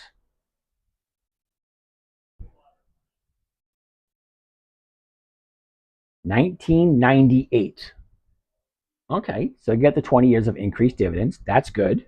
Goes from 11 to 13 to 14 to 16 to 17 to 18, 19, 20, 21, 22, 23, 24, 25, 26, 27, 28, 30, 31, 32, 34, 37, 39, 40, 41. Ooh, nice. Consistently increasing. That's lovely. I like that idea. But what I don't like, where are we? Last 30 days, right there. Okay, so here's the last 30 days, Sherry. Take a look. 30 days ago, we're at 28.50. Drops to the bottom of 28.20. Okay, shoots up to 29.10. Drops back down to 28.80. Shoots up to the high of the 30-day period at 29.38. Pulls back down, goes back up. But what do you think this down here looks like for the last 30 days? Okay, here's the high. Pulled back. 2 days to the upside. All this space down here, it's too uncomfortable for me. But if you like EPD, which you just said you don't even have any idea what they do, don't do it. Do something you know. Okay? I mean, get Home Depot, Lowe's, Bank of America, Wells Fargo, Capital One Finance, Clorox, Globe Life Insurance. There's a whole bunch of companies that you've probably heard of. If you've never heard of EPD, it shouldn't be on your list. Okay, and if you do like it, wait for it to come down before you jump in. The stock market's been around for 400 years. Don't be in a hurry. All right, so you're buying it at a high, waiting it to go higher. Who's to say it is going to go higher? Okay, let's pull back and see what the whole year looks like. Okay, so last year it was at 26.50. It bottomed out at 25.55. That was in November. Topped out at 29.95. Okay, so look where we are now. From the 90-day high, the 90-day bottom, up, down, up, down, up, down, up. Okay, it's going to keep going up until it stops. But for me, that's way too high from the bottom. Look where the bottom is, way down over here. The top is here. The bottom's here. Okay, that's way too much space for me to feel comfortable. So, sorry, Sherry, EPD is a no for me at this moment in time. Okay, I'd like to see EPD in a couple of weeks, after it makes its high and comes back down. Okay, I don't like what we're looking at. Okay, 1, 2, 3, 4, 5 weeks to the upside. Okay, you think it's going to continue 5 weeks to the upside and keep on going? It's going to eventually turn around. Yes, your explanation makes sense. Thanks, Duke. Glad you like it. Holy cow, 70 questions. Ooh, Colgate Palmolive, Coca-Cola, Procter & Gamble. Sherry, you should know those. Those ones are good companies. Can you make an AI tool for me, please? Sorry, I am nothing at all about programming. Sorry, dude. Simone, hello. What? Uh-oh, I just missed a whole bunch of questions. Oh, boy. Bummer.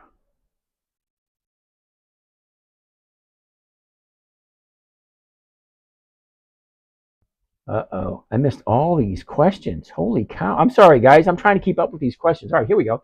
I finally caught up with them. All right, where are we? Simone just said hi. Where's Simone? There she is, right there. Hello, Simone. All right. What happens if the stock goes down? All right. Sweet Softney. Sweet Softney? Okay. Stocks always go down. Okay, take a look. Down, up, down, up, down, up, down, up, down, up. What do you expect the stock to do? That's all it's going to do. It's going to go down. It's going to go up. It's going to go up. It's going to go down. That's all stocks do. The idea is to get in at the right time. Watch it. Okay, this is your money we're talking about. You should have concern what's happening with your money. All right, so if you take a look at a stock, all right, well, here's the bottom. Now it's going to the upside. Well, is it going to continue going up? Or do you want to buy it here as soon as it turns around? See, it goes down. As soon as it turns around, yeah, then you buy it. High, comes back down. As soon as it turns around, it goes back up again. That's why I want to buy. I don't like to buy in an uptrend.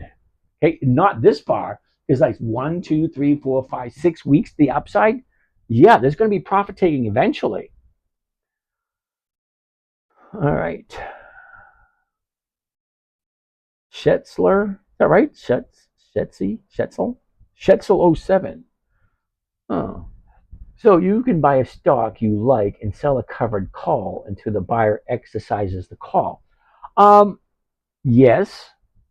Now remember, if I'm buying the stock on a Monday, I'm selling the covered call on a Monday, the option is going to expire on Friday. Okay? 12 July, that's this Friday. 19 July, that's next Friday. 26 July, that's 2 Fridays away. 2 August, that's 3 Fridays away. 9 August, 4 Fridays away. I like weeklies. I can do it every single week, and that's what I do. I'm here every day doing safe, predictable, consistent 1% per week. And I look at the same stocks over and over and over again. It gets very repetitive. I'm just teaching you guys how to do it because I got tired of the little guy getting screwed. Hakuna, sorry about that. James, I know this is off the topic, but if you would bet on wealth appreciation, what 3 stocks would you then pick? Yep, I'm sorry, dude. That's a big fat no. It's like ooh, here's a good example. You ever see? Oh, hold on. This is a great way to explain this one. Great way to explain it.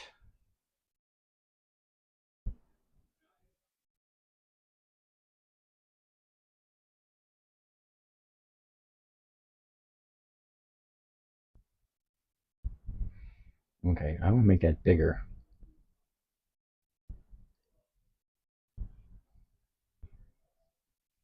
It's not making it bigger. All right, you see the FedEx logo? Okay. Now, I always looked at it as FedEx until somebody pointed it out to me.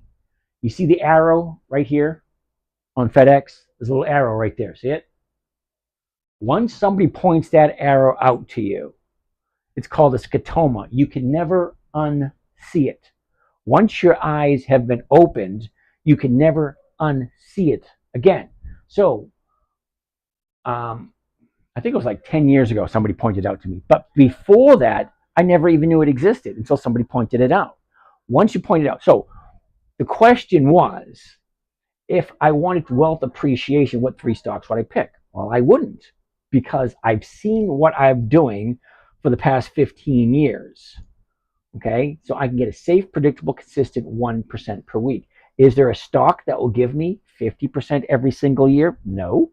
Are there 3 stocks that will give me 50% every year? No.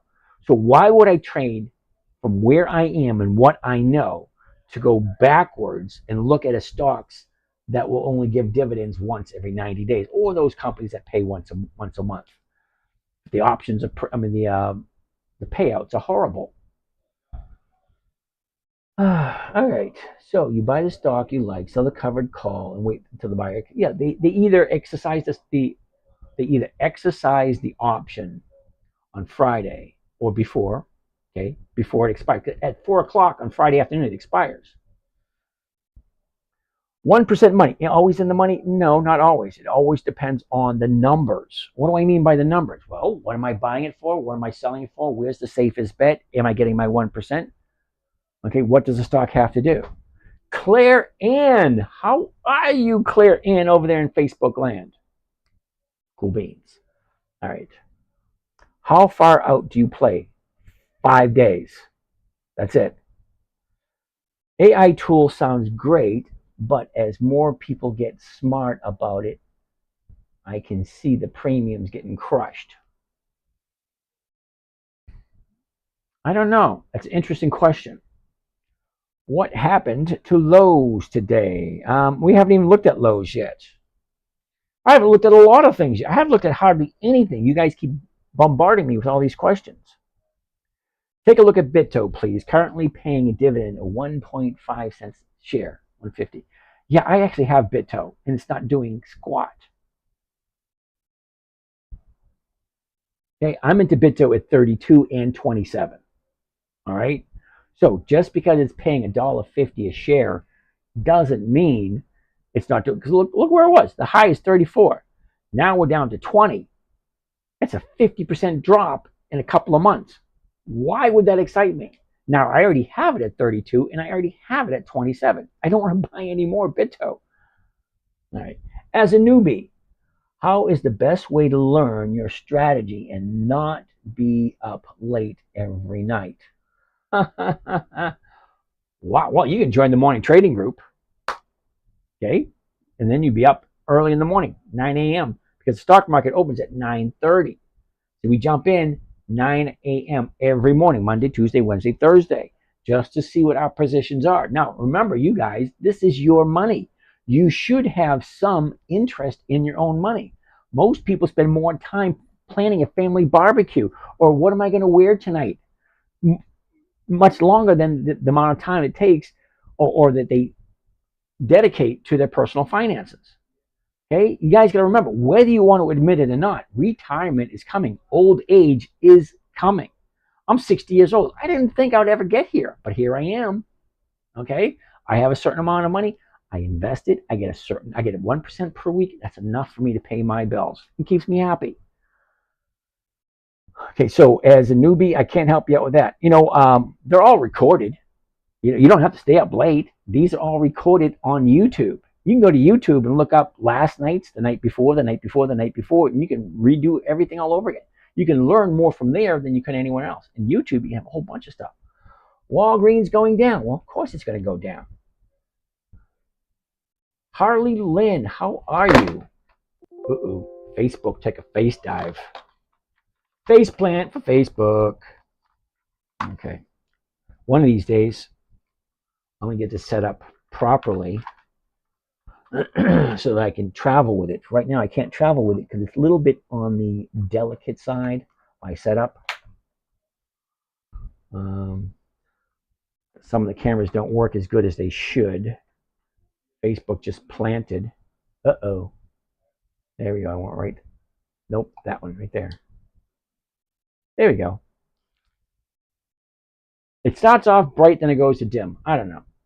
All right, user 1994 0338. Yeah, Walgreens is going down. It's going to continue to go down until it finds its bottom. Okay, now I do have Walgreens. Okay, it was down again today. At some point, now Walgreens has a $14 book value. So you're getting a $14 stock company at $10.79. Eventually, it's going to stop going down and then it's going to go up. So you cannot get any lower than the 7-year low. Okay, they got 4,800 stores and they're closing 25% of them. Fine. After they close to 25%, well, maybe it's going to go back up again. Do you remember what happened to ExxonMobil when the Valdez crashed and spilled all that oil up in the Northwest? Well, how about British Petroleum when they sprung a leak in the Gulf of Mexico? Well, both of their companies went down the tubes. But did they go belly up? No. They're billion-dollar companies. So Walgreens has been in business for over 100 years. There's a Walgreens in every major city in the United States. There's some even in Europe. So they closed down a bunch of non-performers. It only makes sense. If you get 85 or 8,600, however many companies they got, stores they have, and you got a whole bunch of them that's coming into the negatives, well, of course you get rid of them. All right, what do we got? Haas and Pfeffer, got it, yes, true. You give up the stock and you get your money back. Yep, love it. Okay, that question's not to me. Right now, if you believe, okay, yeah. What about Intel? Intel, is it on my list? Yep, INTC, it's on the list. We're probably not going to get into it tonight because look at all the stocks we have to take a look at. Okay, all this here, whoops, all this here, from here all the way down, and then all of this here. Dexcom, Deborah, I never heard of Dexcom. Sorry. Okay, now if I say I've never heard of it, it means it's not going to fit into this trading strategy. Now, this trading strategy would be simple, safe, predictable, consistent. And does Dexcom have 20 years of increased dividends? I don't know. I've never heard of them. CGM. CGM. Yeah, that's a no, kiddo. CGM has no options, so it's a big fat no. All right, so let's go. More questions, more questions. All these guys, questions, questions, questions. Thank you, Judd. Sarah, hi, how are you? Continuous glucose monitor. Never heard of them either, Deb. Okay, I only do companies that have 20 years of increased dividends. Usually that means they're a household name. Okay, Globe Life, Procter and Gamble, Clorox, General Electric, General Motors, Ford, Macy's, Nordstrom's, you know, Microsoft, AT&T, companies you've heard of, because I've never heard of that company, honey. I'm terribly sorry. What is the highest book value? Brand, you're asking a question I don't know. Should I buy Nikola shares? Okay, Butch, Nikola hasn't been around for 20 years. I can't tell you whether to buy it or not. Okay, if you like it, you buy it. Does it make sense? That's a question you need to ask yourself before you buy anything.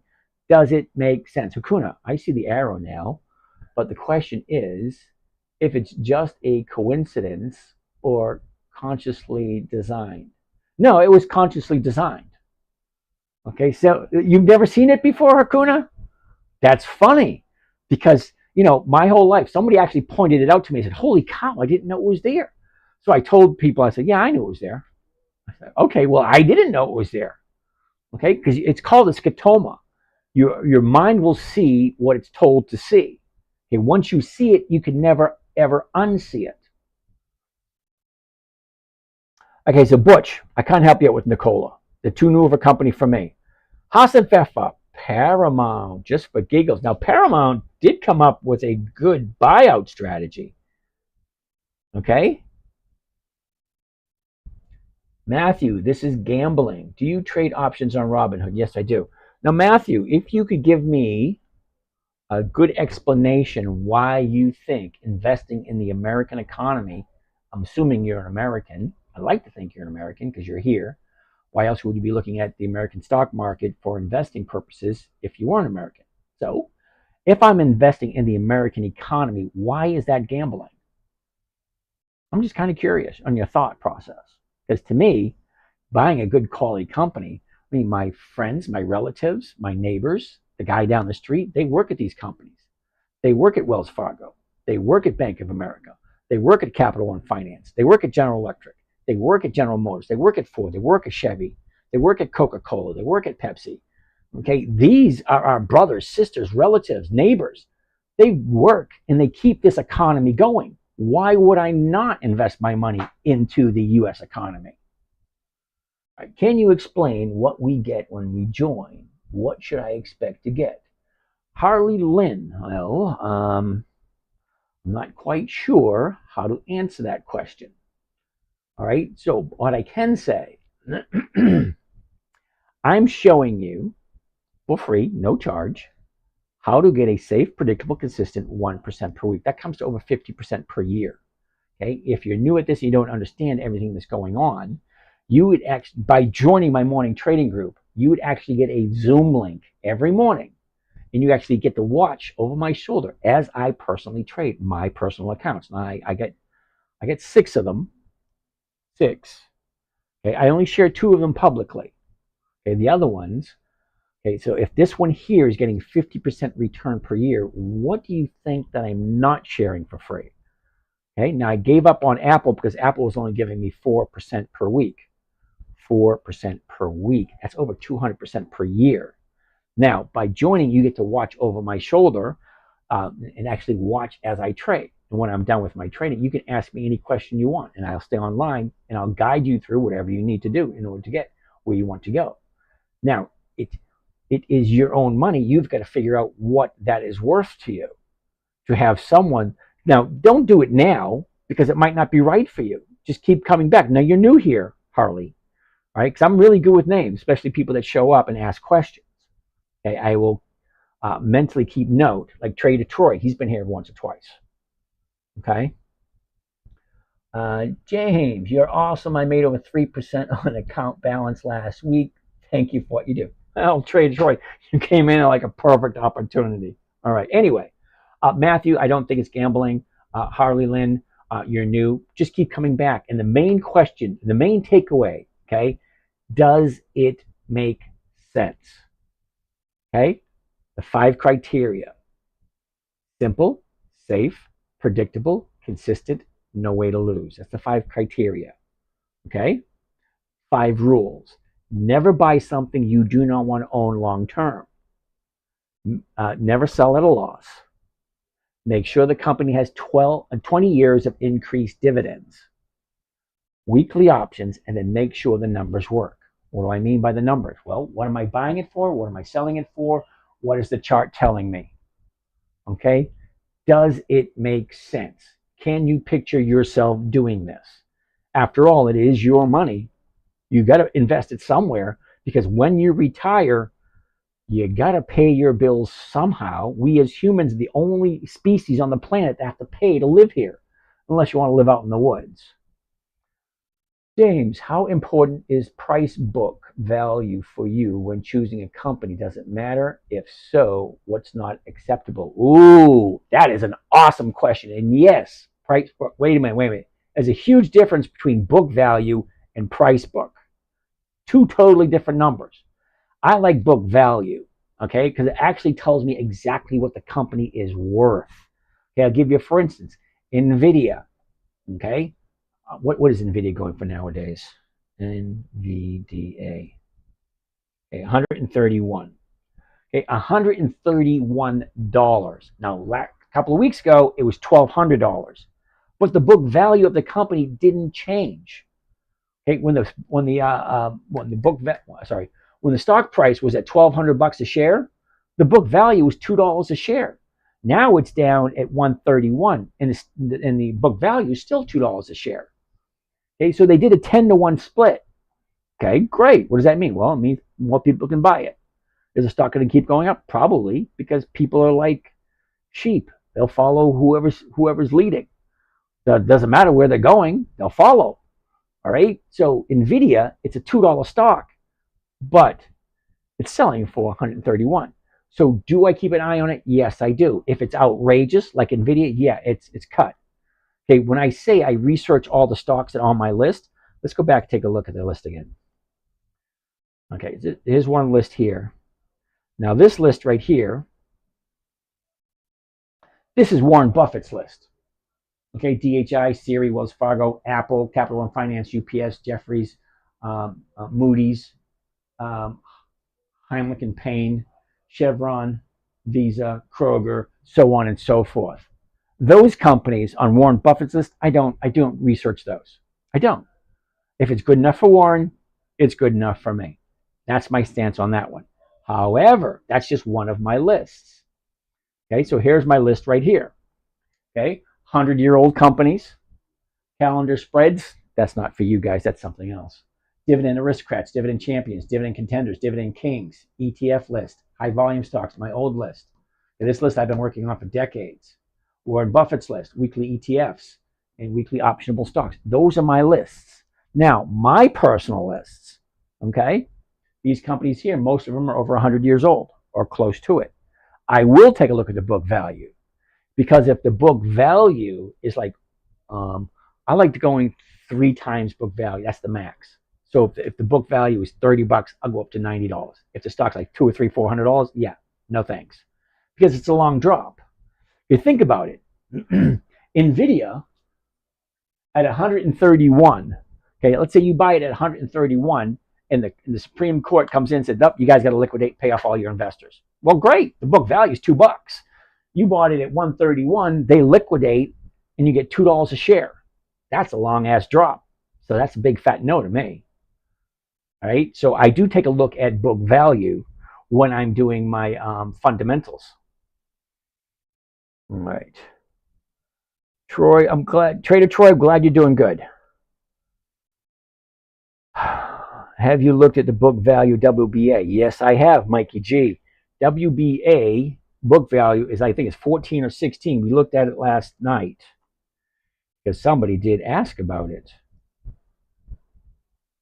Okay, so right now the stock is at 1087. All right, 1087.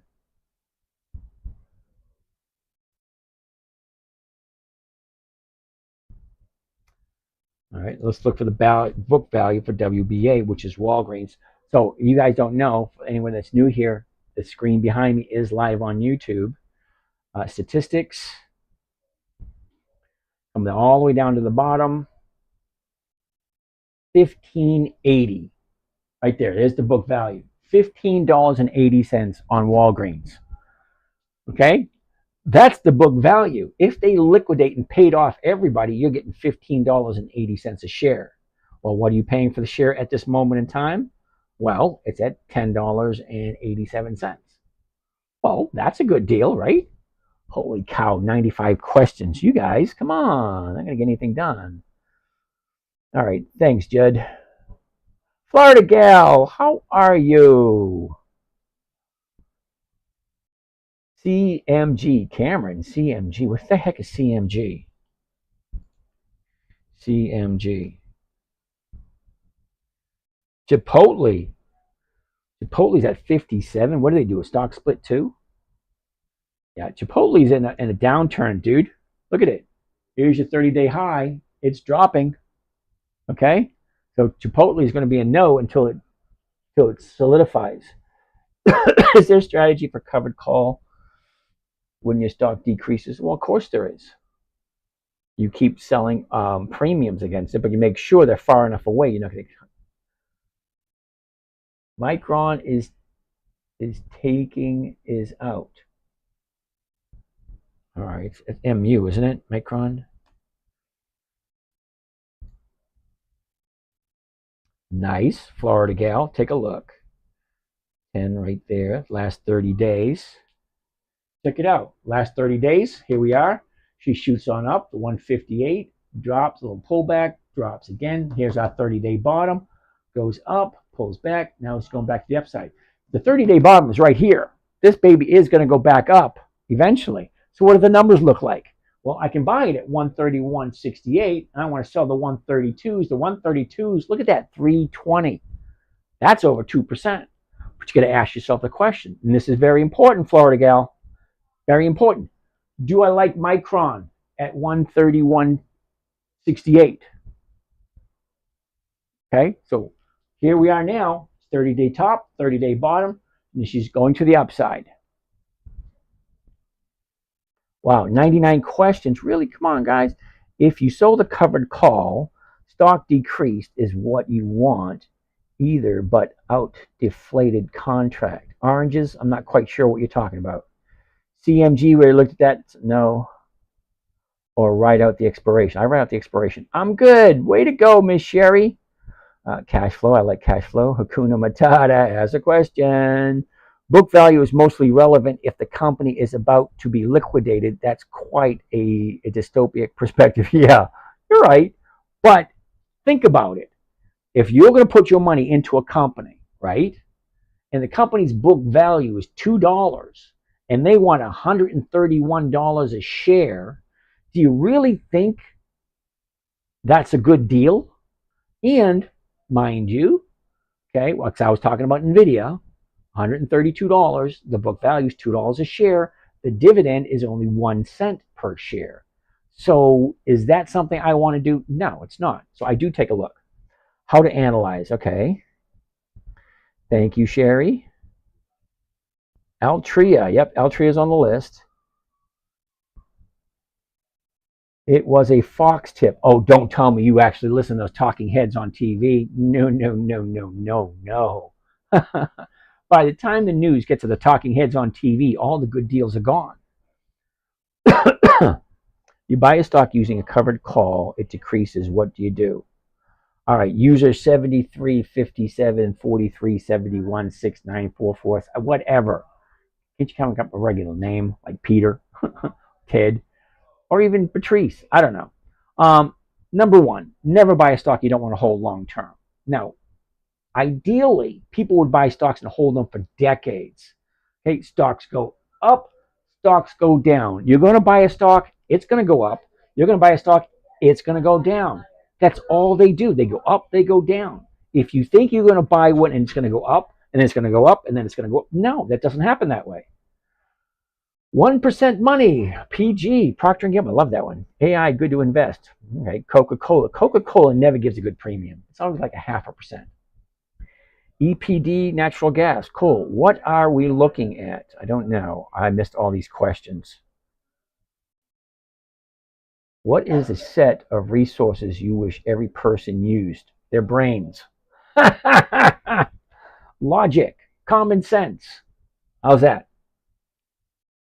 Common sense, logic. Wait, so he pays $1.90 US for 1,900 shares. Then he sells a call and makes $19. Basically, yeah, that's 1%. Okay, if I'm getting 1%, okay, it's cost me $1,900. 1% is 19. All right. If it stays above 19, I get my $1,900 back and I get the $19 profit. That's my 1%. That is scary. It's only a matter of time, too. Brand, I don't know what you're talking about. What's the easiest way to look up a book value? Google. Okay, like what's the book value of Micron? Okay, ask Google. Do you find book value by doing a discontinued cash flow analysis? Discount? No. I did find the book value by going to Yahoo Finance. Okay, I go to Yahoo Finance. Okay, and over on the statistics tab. Okay, you get summary, news, chart, community, statistics, historical data, profile, financials, analysis, options. All the information you want to take a look at is over here on the left-hand side. Okay, then I come over to the right-hand side and I take a look at the numbers. Okay, revenue is 145 billion. Revenue per share, $168 per share revenue. Okay, book value per share, $15.80. Operating cash flow, $725 million. Leverage free cash flow, $1.96 billion. It's almost $2 billion in cash flow. Okay, so everything you need to find out is available online. Okay, yeah, I use Yahoo Finance. You can find Google Finance. You can go to CBOE. You can go to NASDAQ. You can go to NYCE. There's a lot of different places you can go to find out your financial data. More question. TOS has it at 20. Any thoughts on Uber? Yeah, I used Uber once in a while. That's my thought on it. Is getting paid 1099 better than W2? Ooh, Steve. Okay. I heard this advice once. Brian Tracy. Okay, Brian Tracy is a motivational speaker. He once said, and I tell this to my kids all the time, profits are better than wages. Profits can be unlimited. Wages, you're capped. Did I miss Siri? No, Jess, we haven't looked at Siri yet because of write-offs. All right, what are you invested in? I'm invested in a lot of stuff. Welcome. Then multiply that by 52 and you're at 50%. Yep, Wade's always on target. Lee, yes, I like Target. Thoughts on Bros? That's going to be a no. Oh, your top dividend selections. Oh, well, that's easy, Berg. Macy's, Nordstrom's, Kohl's, AIG, Bank of America, Ford, General Motors. Those are my top ones. Do I like Altria? Yes, I do. Medina, nice. You have the hang of it. Way to go. What's one stock to look at tomorrow? Very different than what I was expecting. Oh, sorry, Berg. I look for a safe, predictable, consistent 1% per week. I'm not looking for capital appreciation. If you're looking to buy a stock and have it double or triple by the end of the year, yeah, this ain't the right place for you, dude. Seriously. This is slow. This is boring. This is repetitive. It almost drives you insane. Because I look at the exact same stocks over and over and over again. The only stocks I look at is 300 of them. And those are companies that have consistently increased their dividends every single year for 20 years or more. Always looking to learn something new. Medina. All right, can you explain EX dividend and how to time it? Ooh, that's an easy one. All right, when it comes to a dividend stock, all right, first of all, you ready? User 79, 87, 50, 80, 45. Why couldn't your parents just name you Tom or Jeff? Agreed. I like Caterpillar, Intel, Johnson Johnson, Aflac, etc. Okay, way to go, Berg. I like those companies too. All right, so Simone, I bought WBA at 1160 and now it's at 10. What should I do? Well, just hang tight. You shouldn't have bought it in the first place because you should have waited till it found the bottom. Till it found the bottom because it's still going down. What can I say about AIU? Well, you miss an E and O, then you'd have all the vowels. Is Robinhood a good platform? Robinhood's okay, depending on what you want to do. Let's stop the questions. Okay, hold on a second. I wanted to explain to user 7987. Okay, can I explain EX dividend? Yes, I can. When it comes to dividend stock, all right, when it comes to investing, here we go. When it comes to investing, let's say it is the corner store down the street. You walk into the door. As soon as you step into the door of the stock market, 9,567 companies. That's how much you get to choose from. It's like going to the penny candy store or the pharmacy or the Five and Dime, if any of you guys remember that. You walk into the store and it's split right down the middle. To the left, you have companies that share profits through what's called a dividend. That dividend is your portion of the profits. On the other side, right, those are companies that do not share the profits. They take all the profits, put them back into the company for future growth. Okay, fine. Make up your mind. You go in, capital appreciation or cash flow, portion of the profits. Okay, here we're looking for a portion of the profits, which is a form of a dividend. If the company is profitable, they will take the profits and they will share the profits with the investors. Those are the only companies I look for. I'm 60 years old. I have no desire whatsoever to tie my money up in any company and wait for it to grow. No, I want consistent cash flow, safe, predictable, consistent 1% per week. This strategy, it's simple, safe, predictable, consistent, and no way to lose if you do it right. Okay, so there are 4 dates when it comes to dividends. 4 dates when it comes to dividends. First is the announcement date. Self-explanatory. That's when the company says, all right, we made this much money. This is how much we're giving to the shareholders. Okay, great. Second, the EX date. That's the last day the stock trades before the dividend is paid out. Each one of these little green dots represents an EX date for a certain company. Kinder Morgan, Intel, Ford, Kroger, Target, ExxonMobil, Archer Daniels, Aflac, Walgreens, Johnson & Johnson, 3M, Baxter, eBay. Okay, you know all these companies. This is my personal list, or one of my personal lists. Okay? Date number 3, date of record. Whoever owns the stock on the date of record is entitled to the dividend. Date number 4, the payment date. Well, it's simple. That's when you get your money. 4 dates to remember. Second, hold on, I know this one. Announcement date. Announcement date, EX date, date of record, and payment date. I knew the answer. All right, Simone. Okay, now you've been here long enough. Okay, so I can give you some pity, but not a lot, because you've been here long enough. Walgreens, WBA. Last 30 days. Here we go. Now, Simone. All right, you ready for this, Simone? We've been talking about this company for weeks. It's dropping, and it's been finding a new 30-day bottom every single day. Okay?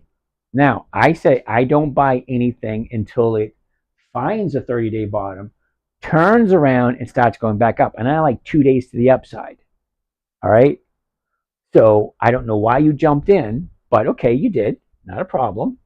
Now you jumped in at 1160. It's now at 1082. What should I do? Thank you. All right. Now, I'm assuming you sold the 1150s. If you sold the 1150s, you would have caught a premium, and then you just hold on to it until the end of the week. When the end of the week comes, Friday, we'll figure out. I mean, is it going to expire worthless? Okay, because right now the stock's going down. Okay, if it's below 11, you don't do anything, or 1150. I don't know which one you sold. Okay, so if you sold the 1150, if it stays below 1150, you do nothing, and you take the stocks into next week, and you write another covered call next week. Don't sell it, because if you sell at a loss, you're losing money, and that defeats the purpose. Okay, remember rule number 1: never buy something you don't want to hold long term.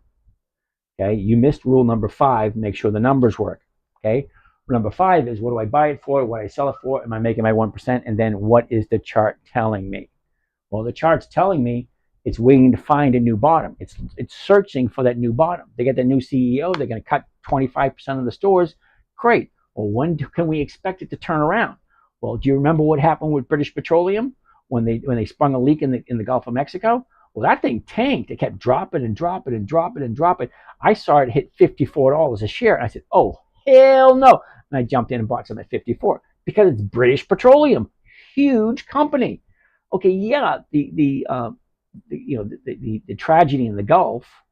I don't want to downplay the what happened, but it's the same thing that happened in Exxon Valdez up in the Northwest. Okay, it sprung a leak, made a huge mess, and it took years to clean up that mess.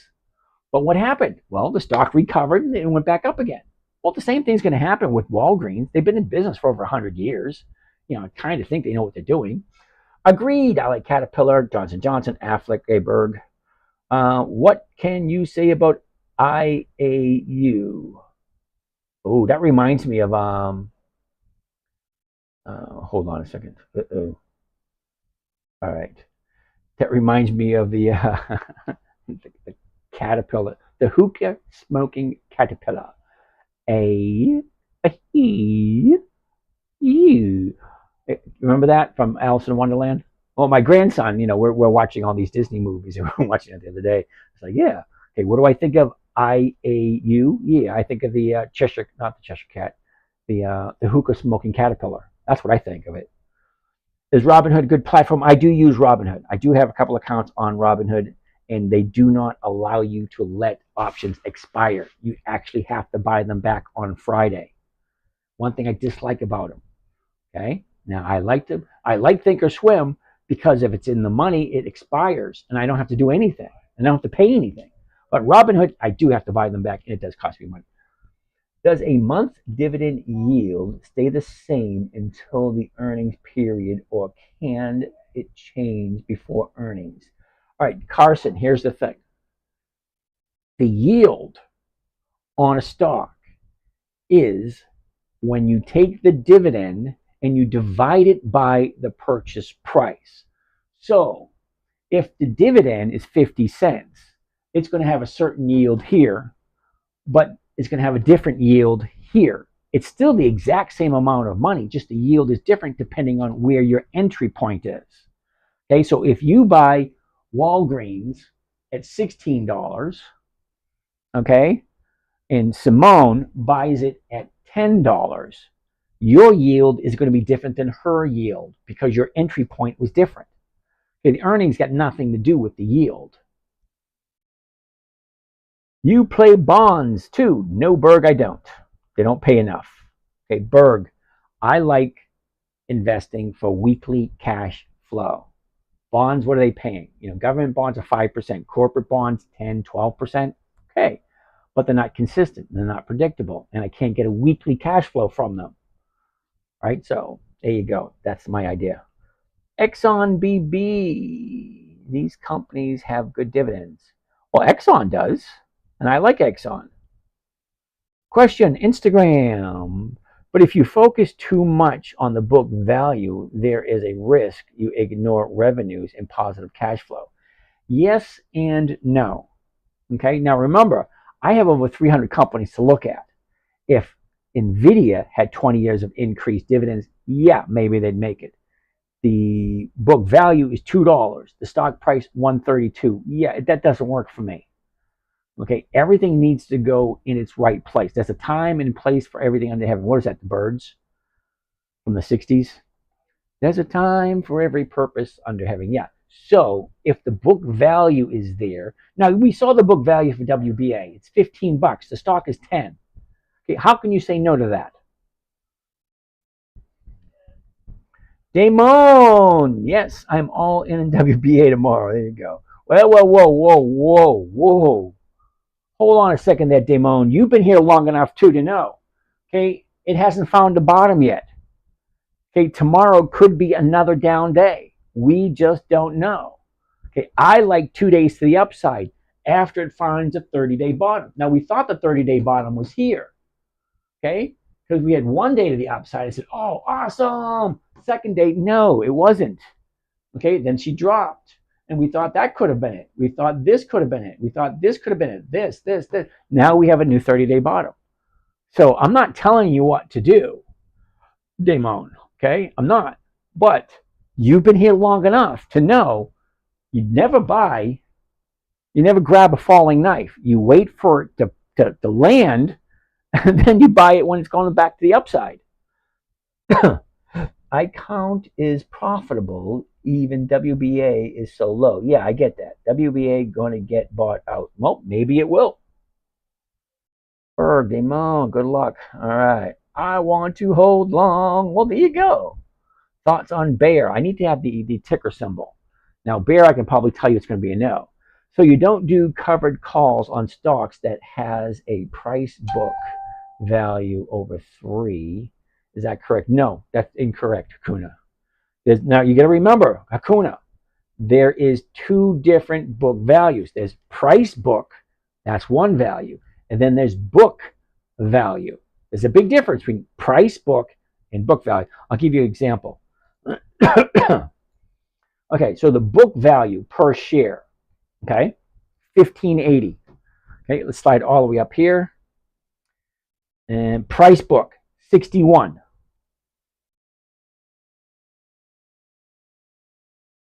Okay, see how it's changed? 61, 104, 66, 86, 74 over the last 5 years.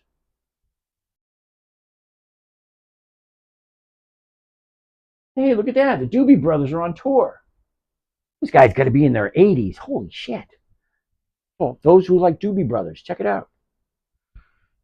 Yeah, there is Hakuna, there is a difference between price book and book value.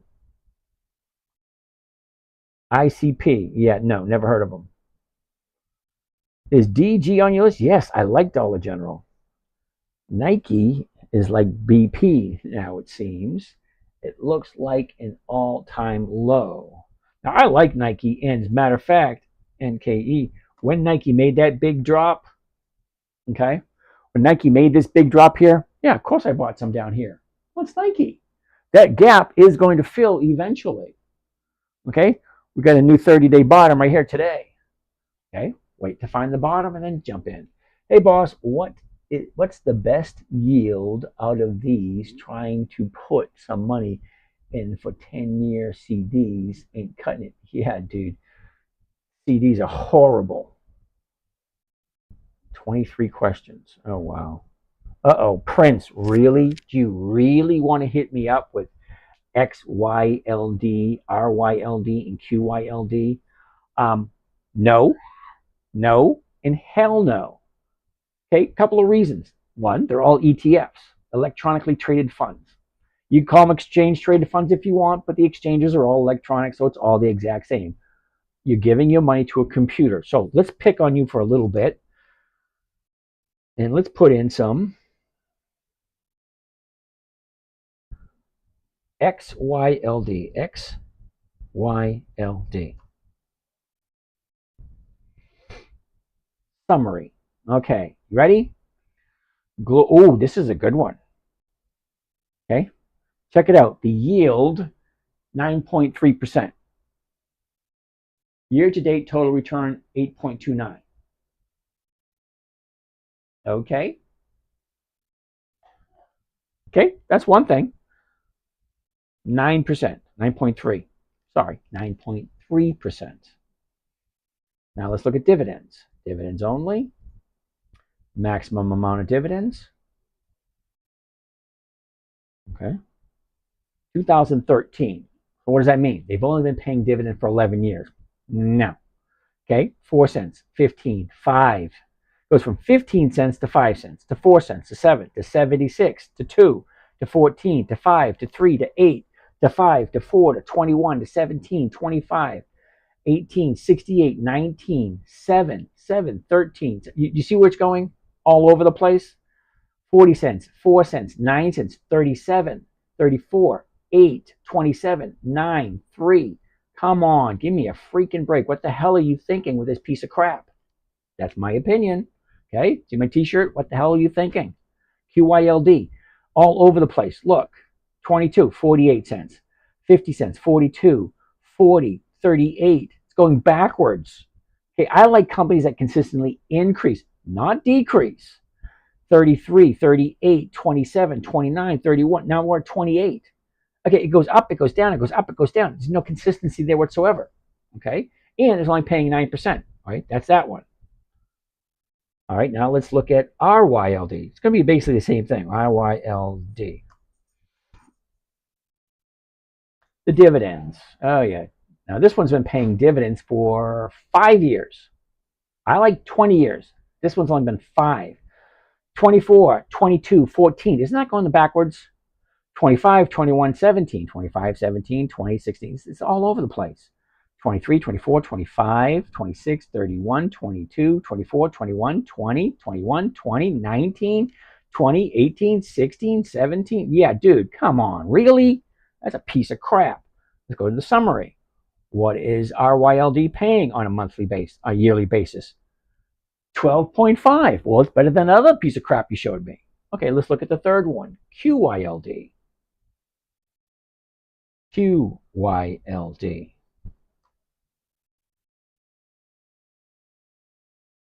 Oh, okay. 11.6. Okay, so you showed me 9, 12, and 11. They're all horrible. Okay, so let's look at historical data for QYLD. Historical prices, dividends only, maximum amount of dividends. Here we go. Oh, same thing. Oh, but this one goes back further. Look at this, 2014. All right, 26, 19, 26, 25, 21, 22, 20, 24, 14, 23, 16, 15, 15, 20, 22, 21, 18, 22, 16, 17, 20, 14, 13. Come on. 10 cents, 12 cents? There's no consistency whatsoever. What the hell are you thinking when you're buying these pieces of crap? That's just my opinion. What the hell do I know? Check the numbers yourself. Yahoo Finance. What are you doing? All right, I am JMPL. I'm doing fine. How are you doing? What am I doing? I'm giving my honest opinion on QYLD, RYLD, and XYLD. Yeah, all pieces of crap. If, my humble opinion. Okay, I'm showing you 1% per week. Safe, consistent, and predictable 1% per week. That's 50% per year. Why are you showing me 9%, 10%, 12%? Are you selling calls 2 weeks before the dividend payable date? And then you say, yeah, Nick, that's exactly what I'm doing. Nick, you're new here, and you got it right off the bat. Okay, so let's go to some more questions. Sorry, Prince. All 3 of them are pieces of crap, in my humble opinion.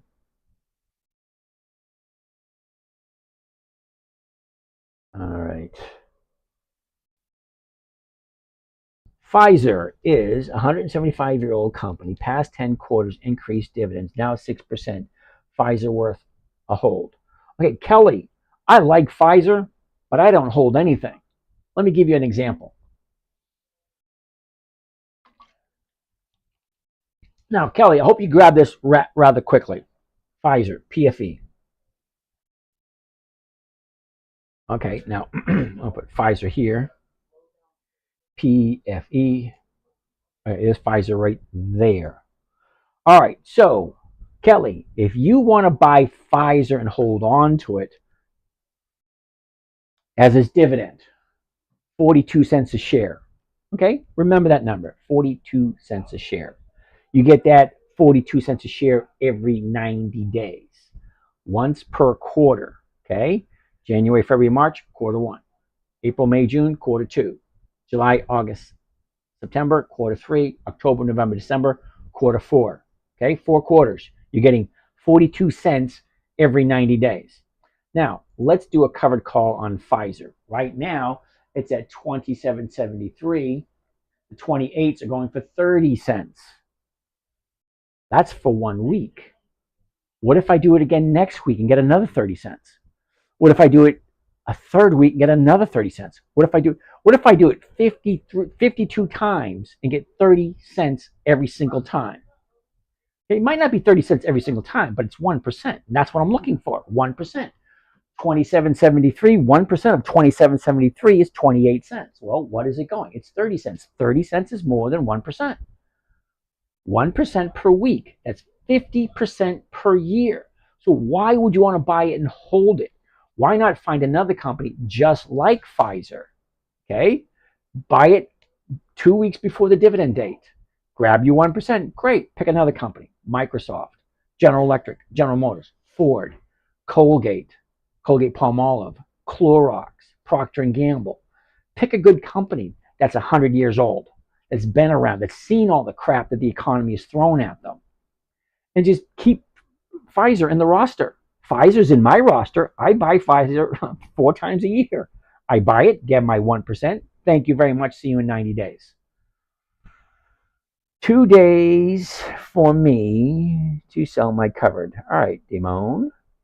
Nike. Did we go Nike yet? How much money can you make based on this strategy? Oh, Brendan, I'm showing you 1% per week.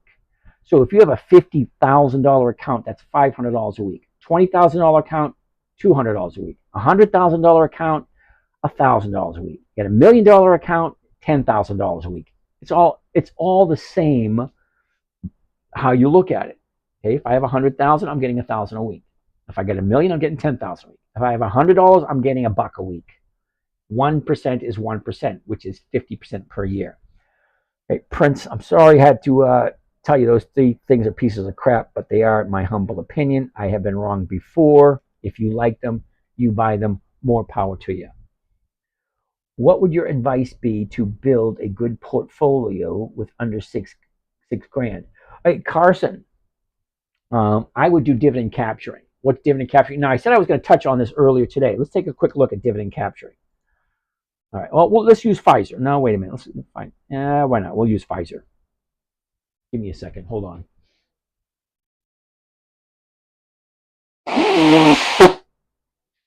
Oh.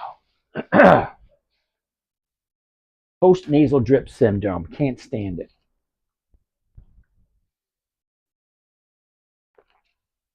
All right. Let's take a quick gander at it. All right. So Pfizer is paying a 42-cent dividend.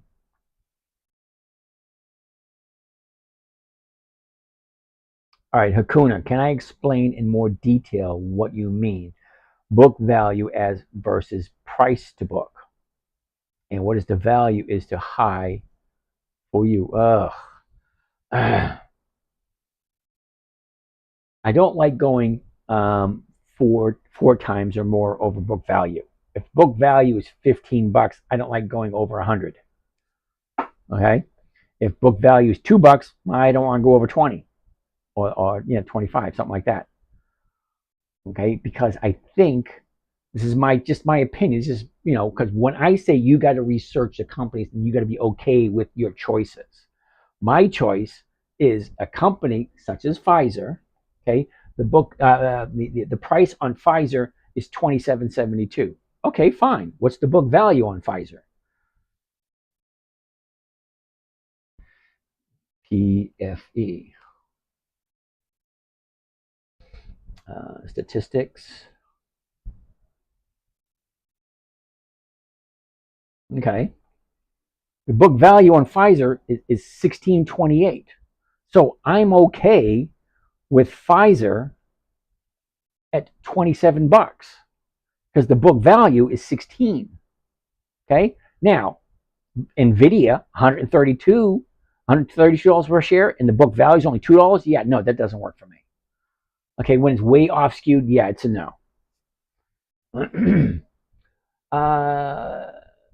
Okay, Carson, I'm about to show you what I mean by dividend capture strategy. Okay, now, see the dividend on the 9th, May 9th? Okay, 42 cents. Remember that, 42 cents. Now, I want to go 2 weeks prior to May 9th. Okay, that would be April 25th. That's 10 trading days. April 25th. And I actually want to do it on a Monday, so that's the 22nd. I buy on the 22nd on a Monday. All right, so I want to take over here, and I want to look at April 22nd. Right?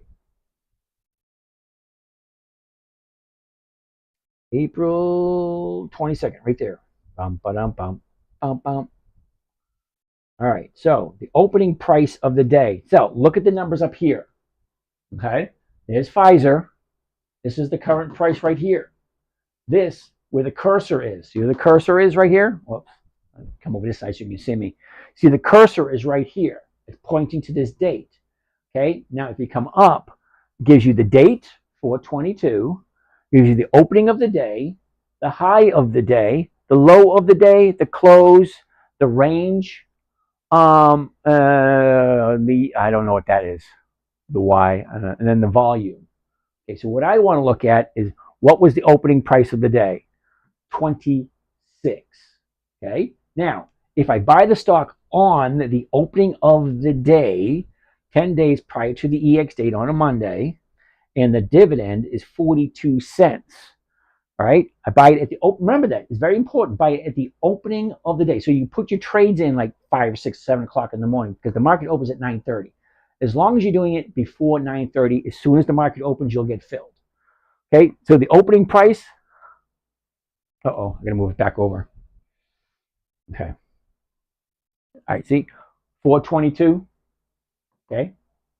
The opening price, $26.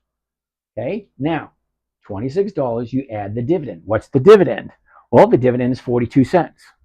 Okay, so you add the dividend to the opening price of the day, 26, and that's your exit target, 26.42. 26 is the opening of the day, 42 is the dividend. So your exit target is 26.42. How many days did it take for the stock to hit 26.42? Well, what was the high of the day? Oh, 26.50. So you're in first thing in the morning, you're out in the afternoon, and you got your 42 cents per share. It's not huge, but if you do it consistently, okay, so that's Pfizer. Let's look at another one. Okay, we got Intel, Ford, IBM, Procter & Gamble, PPG, Wells Fargo, Apple, Capital One Finance. They all basically the exact same. You buy it 10 days before the EX date on a Monday. Okay, whatever at the opening price, buy at the opening of the day.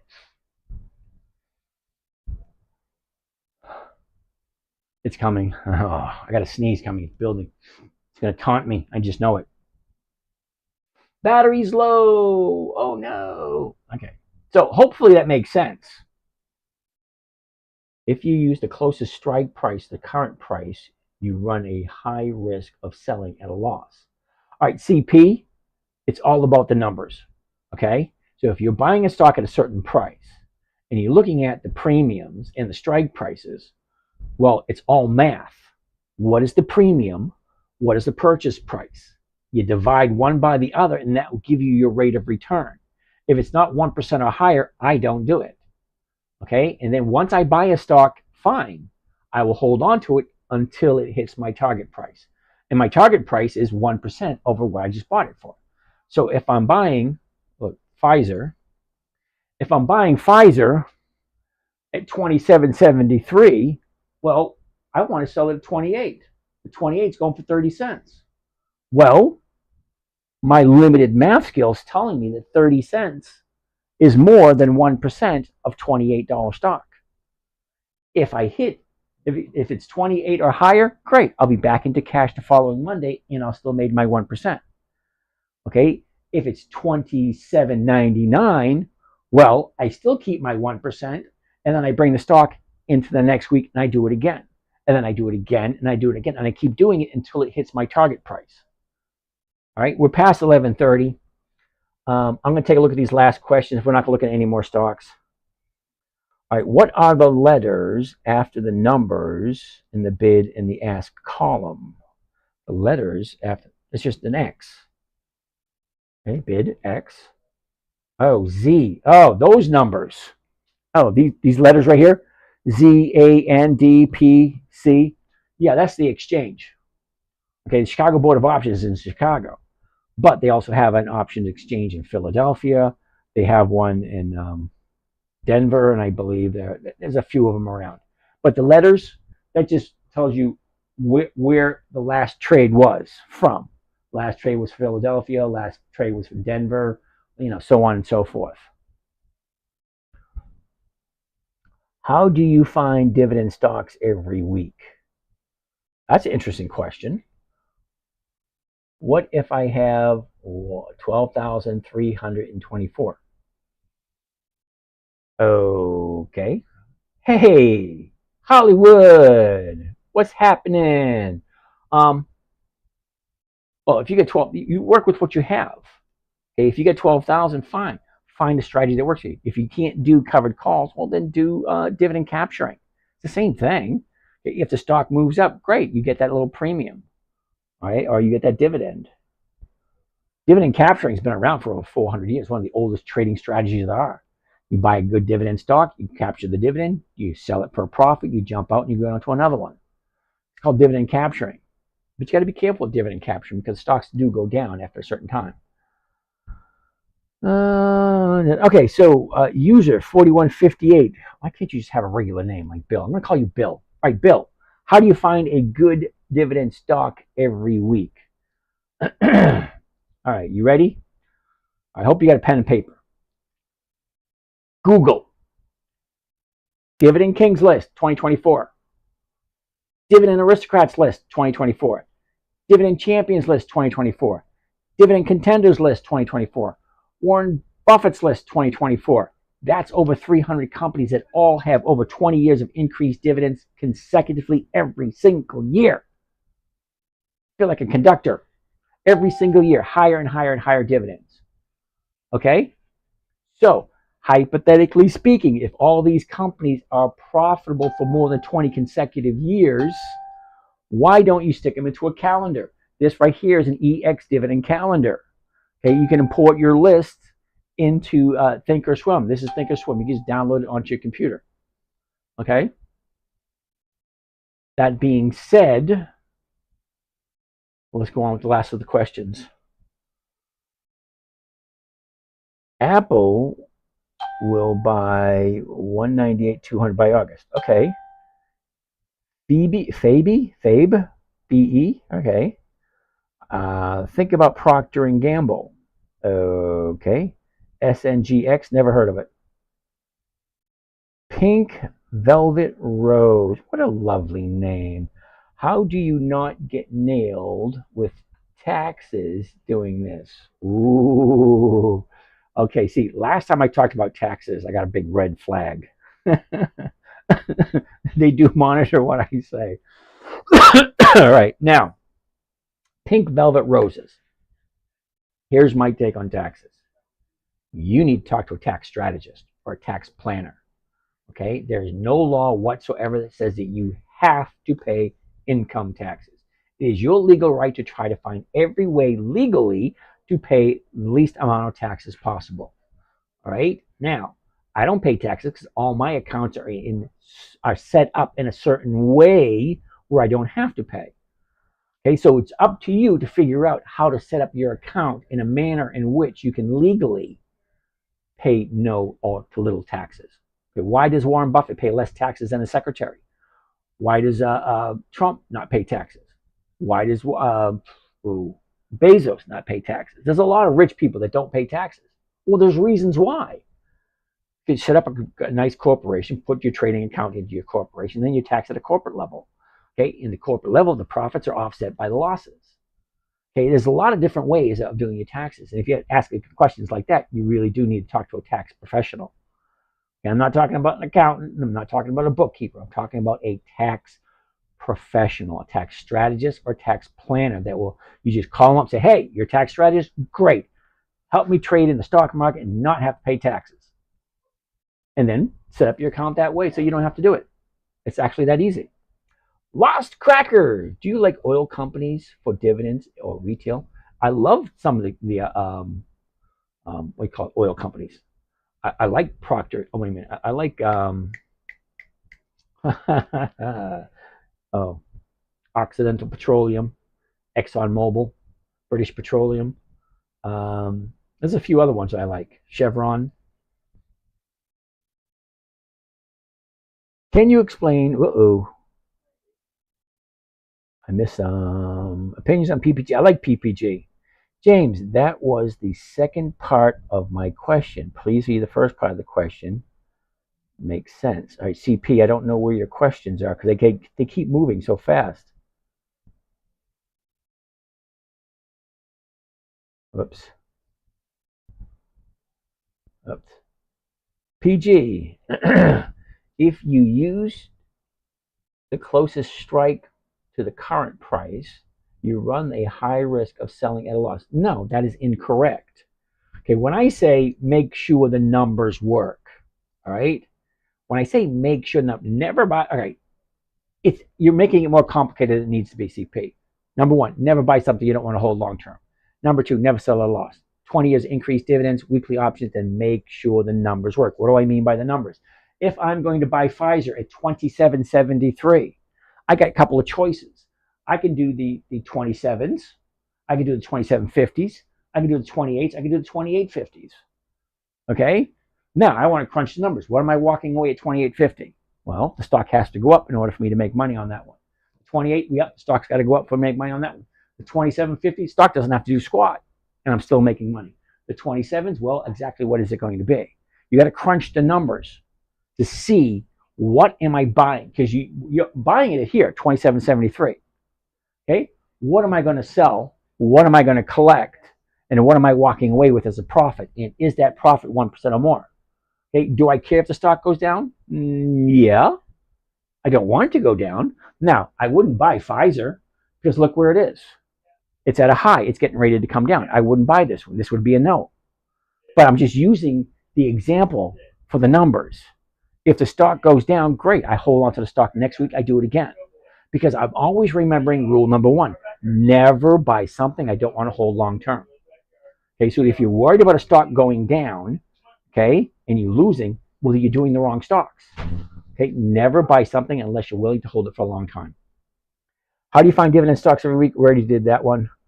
What if I have 12,324? Well, you find a strategy that works for you. Dividend capturing is the easiest one.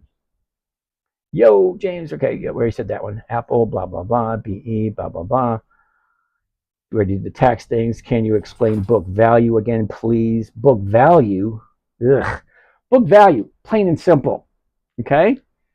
Now, we all know what accounting is, right? Anytime you buy something, if you're the accountant of a corporation, anytime anybody buys something in the name of the company, that goes on the asset list. Pens, pencils, desks, chairs, signs,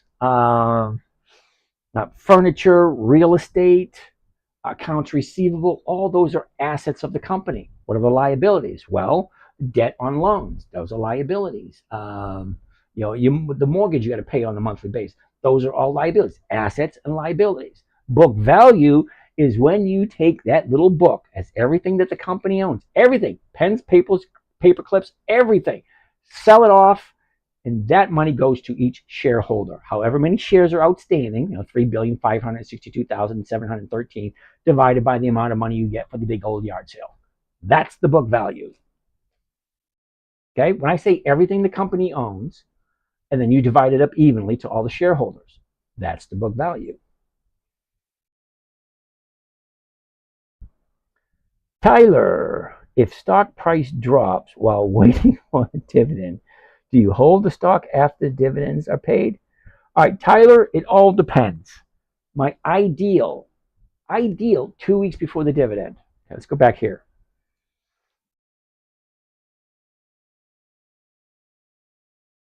ADM, Archer Daniels. Okay. I want to buy it 2 weeks before the dividend date. Here is the EX dividend date right there. Okay, highlighted in green. 2 weeks, the 29th on a Monday. I want to buy it on a Monday. I don't care what the stock price is. I just want to make sure it's not at top, not at a high, it's not at the bottom. I want it somewhere in between, going to the upside, preferably. Preferably. Okay? I want to buy it here. Still the closest option I can to get my 1%. If I make my target, I am out and I'm back into cash the following Monday. If not, I will do it again, collect another premium. So I collect a premium week 1, I'll collect a premium on week 2, I'll even go into week number 3, collect another premium, and then I'll get a dividend. So it's premium, premium, premium, dividend. I just tripled my annual returns. Most people buy a stock and just get the dividends, and that's it. That's not what I want to do.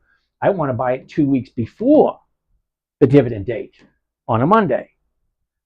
Sell somebody the rights to buy it from me for the exact same price I paid. If I pay 27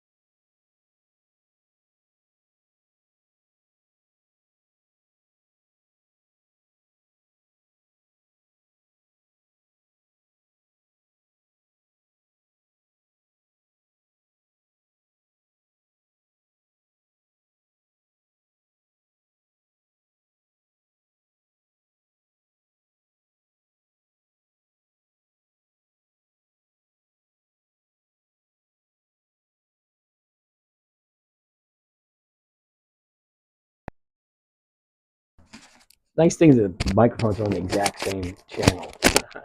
All right, so let's plug that one in. Okay, plug this one in. There we go. Okay, what do we think of Q, Q, Q, Q, Q, Q, Q? No, no, no, no, no, no, no. No to the Qs. YouTube, yep, got it. Instagram. James, you said it was not the same thing, but then you compared the book value to the stock price. That is the same as price to book value. No, it's not.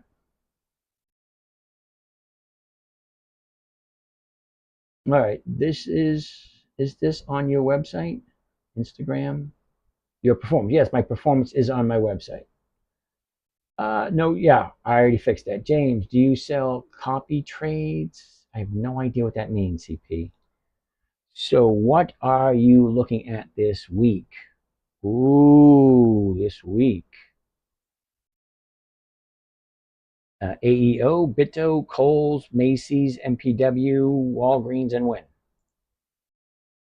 In that account. Do you do options? Yes, I do. All right, Jimmy, good night. Have a nice night. Pitbull, you're new here, dude. I'm new to stock and don't know a lot, but want to learn. Hey, Pitbull, I am going to pee on your parade. Okay, what do I mean by that? That means I'm leaving. I'm here till 11, from 9 p.m. to 11:30. I'm just finishing up the questions and then I'm out of here. But come back again because I'm here every night. Igor, will you explain the reasoning behind your answers, please? What answers? What answers are you looking for? Why do I say no to these things? Igor, is that what you're talking about? I said to follow. Okay. Follow and come back. Pitbull, follow. Okay. Okay. Roku. Look good today. No, don't. Caldwell Cutie. Roku. ROKU. Okay.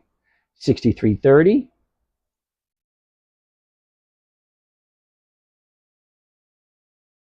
ROKU. Going to Yahoo Finance, find out the details. Getting the skinny on it. Dividends only. Oh, look at that.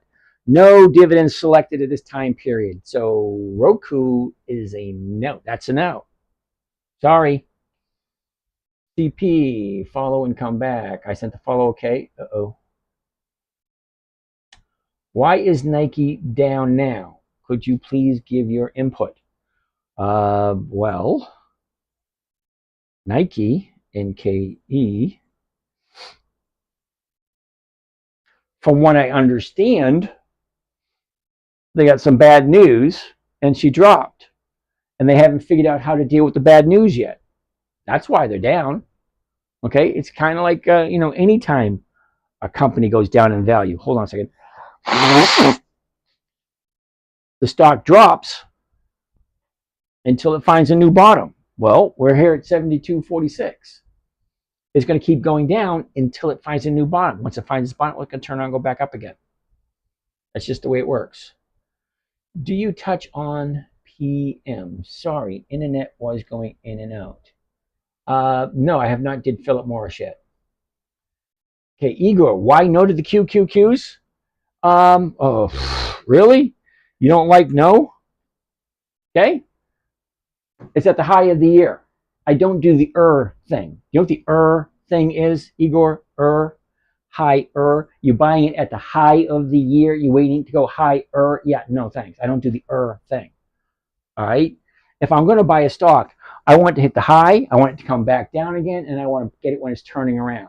I don't ever buy it at the high because you're standing on a ladder waiting for someone to bring you a taller ladder. It just makes no sense. Why ask why? Yes, it did went up 3 points today. Yeah, all right, Caldwell Cutie. I really honestly don't care if it went up or not. If they don't pay dividends, I have no desire to look at it. It's actually that simple. There's 9,567 companies. Why would I invest in a company that's not profitable and not sharing their profits? Okay, you're looking at a company that's for capital appreciation only. Okay, I'm looking at companies for cash flow. There's a huge difference. Don't don't mistake the two. You want to come say hi? Smidge. Hi, everybody. It's Bocce. This is his. That's Bocce to him. It's Jacob to y'all. Y'all. Y'all. All y'all. All y'all. All y'all. Right. So only a little bit, not really. No, not really. I'm gonna have some watermelon. Ooh. I know. I like watermelon. Watermelon and ice cream. That works for me. Yeah. Okay. So Nike had bad projections. So what was I saying? Okay. So Caldwell Cutie, you like that company? Absolutely nothing wrong with that. I don't ever tell people what to buy, what not to buy. I don't. I just give you my opinion. Okay. Now 9,567 companies. There's only 300 that have consistently increased their dividends for 20 consecutive years and have weekly options. Those are the only ones I look at. I'm looking for cash flow. I'm not looking for capital appreciation. And you said, yes, it went up 3 points today. Really, honestly, don't care. Seriously, I really, honestly don't care. If it doesn't pay a dividend, I don't even want to be bothered with it. It's actually that simple. If they don't pay dividends, I want nothing to do with them. I'm not in the position to put my money into a company and wait for it to go up. No, I want safe, predictable, consistent weekly cash flow, 1% a week. That's what I want. That's what I'm doing, and that's what I'm sharing. Okay, if that's not what you're looking for, then you're in the wrong place. And I hate to say that, people, because if you want to learn, hey, I'm more than happy to teach you. But I'm teaching you a strategy that doesn't seem to fit for you because you're looking at a company that doesn't share their profits.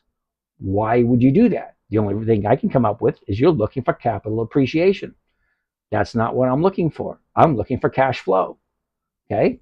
1% a week is 50% per year. So if you have a $100,000 account, I plan on making $50,000 just on the interest of my money. I'm not going to touch the principal because that 100,000 will go into next year and do the exact same thing next year. Make me another 50,000 next year. Okay? That's what I'm looking for. I'm not looking for capital appreciation because the 1% that I earn is taking care of all my bills. All right. That being said, wow, we're past 12 and I still have questions left. Yeah, I hear you. Sales are off. Yep, probably. BTI. Yep. Altria. Why ask why? MO. Yep. All right. So anyway, Caldwell Q, because I bought it and sold it today and got 3 cents per $30 per share. Well, that's awesome. You know, if you found something that works for you, great. I applaud you. Wonderful. It's not what I'm looking to do. Okay. I'm looking for a safe, predictable, consistent 1% per week using pre-qualified dividend stocks only. And I get the feeling you don't like the only word. All right. I'm only looking for companies that have consistently increased their dividends, consistently profitable, consistently sharing their profits. That's all I'm concerned about. There's 300 of them. And I don't need 301, especially when 301 is not sharing their dividends, not sharing their profits. Sorry, is what it is. All right, you guys have a great night, and I'll see you guys later. Bye on Instagram. Bye on Facebook. Bye on TikTok. Oh, 3 more questions. Dividend Kings. Yep, I love the Dividend Kings. Audience of 161 on 2 a.m. Great job. Hey, thanks. Sheila, good night. CP, thanks. You're welcome. You're welcome. Becca, nice of you to chime in. You should have said something earlier. JS, thanks. You're welcome. Okay, so I'll see you guys tomorrow night. I'm here every night, 9 p.m. to 11:30 p.m. You guys have a great day. Deborah, over on YouTube, have a lovely night.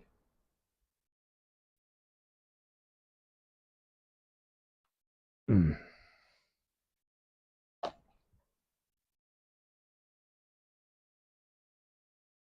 Mm.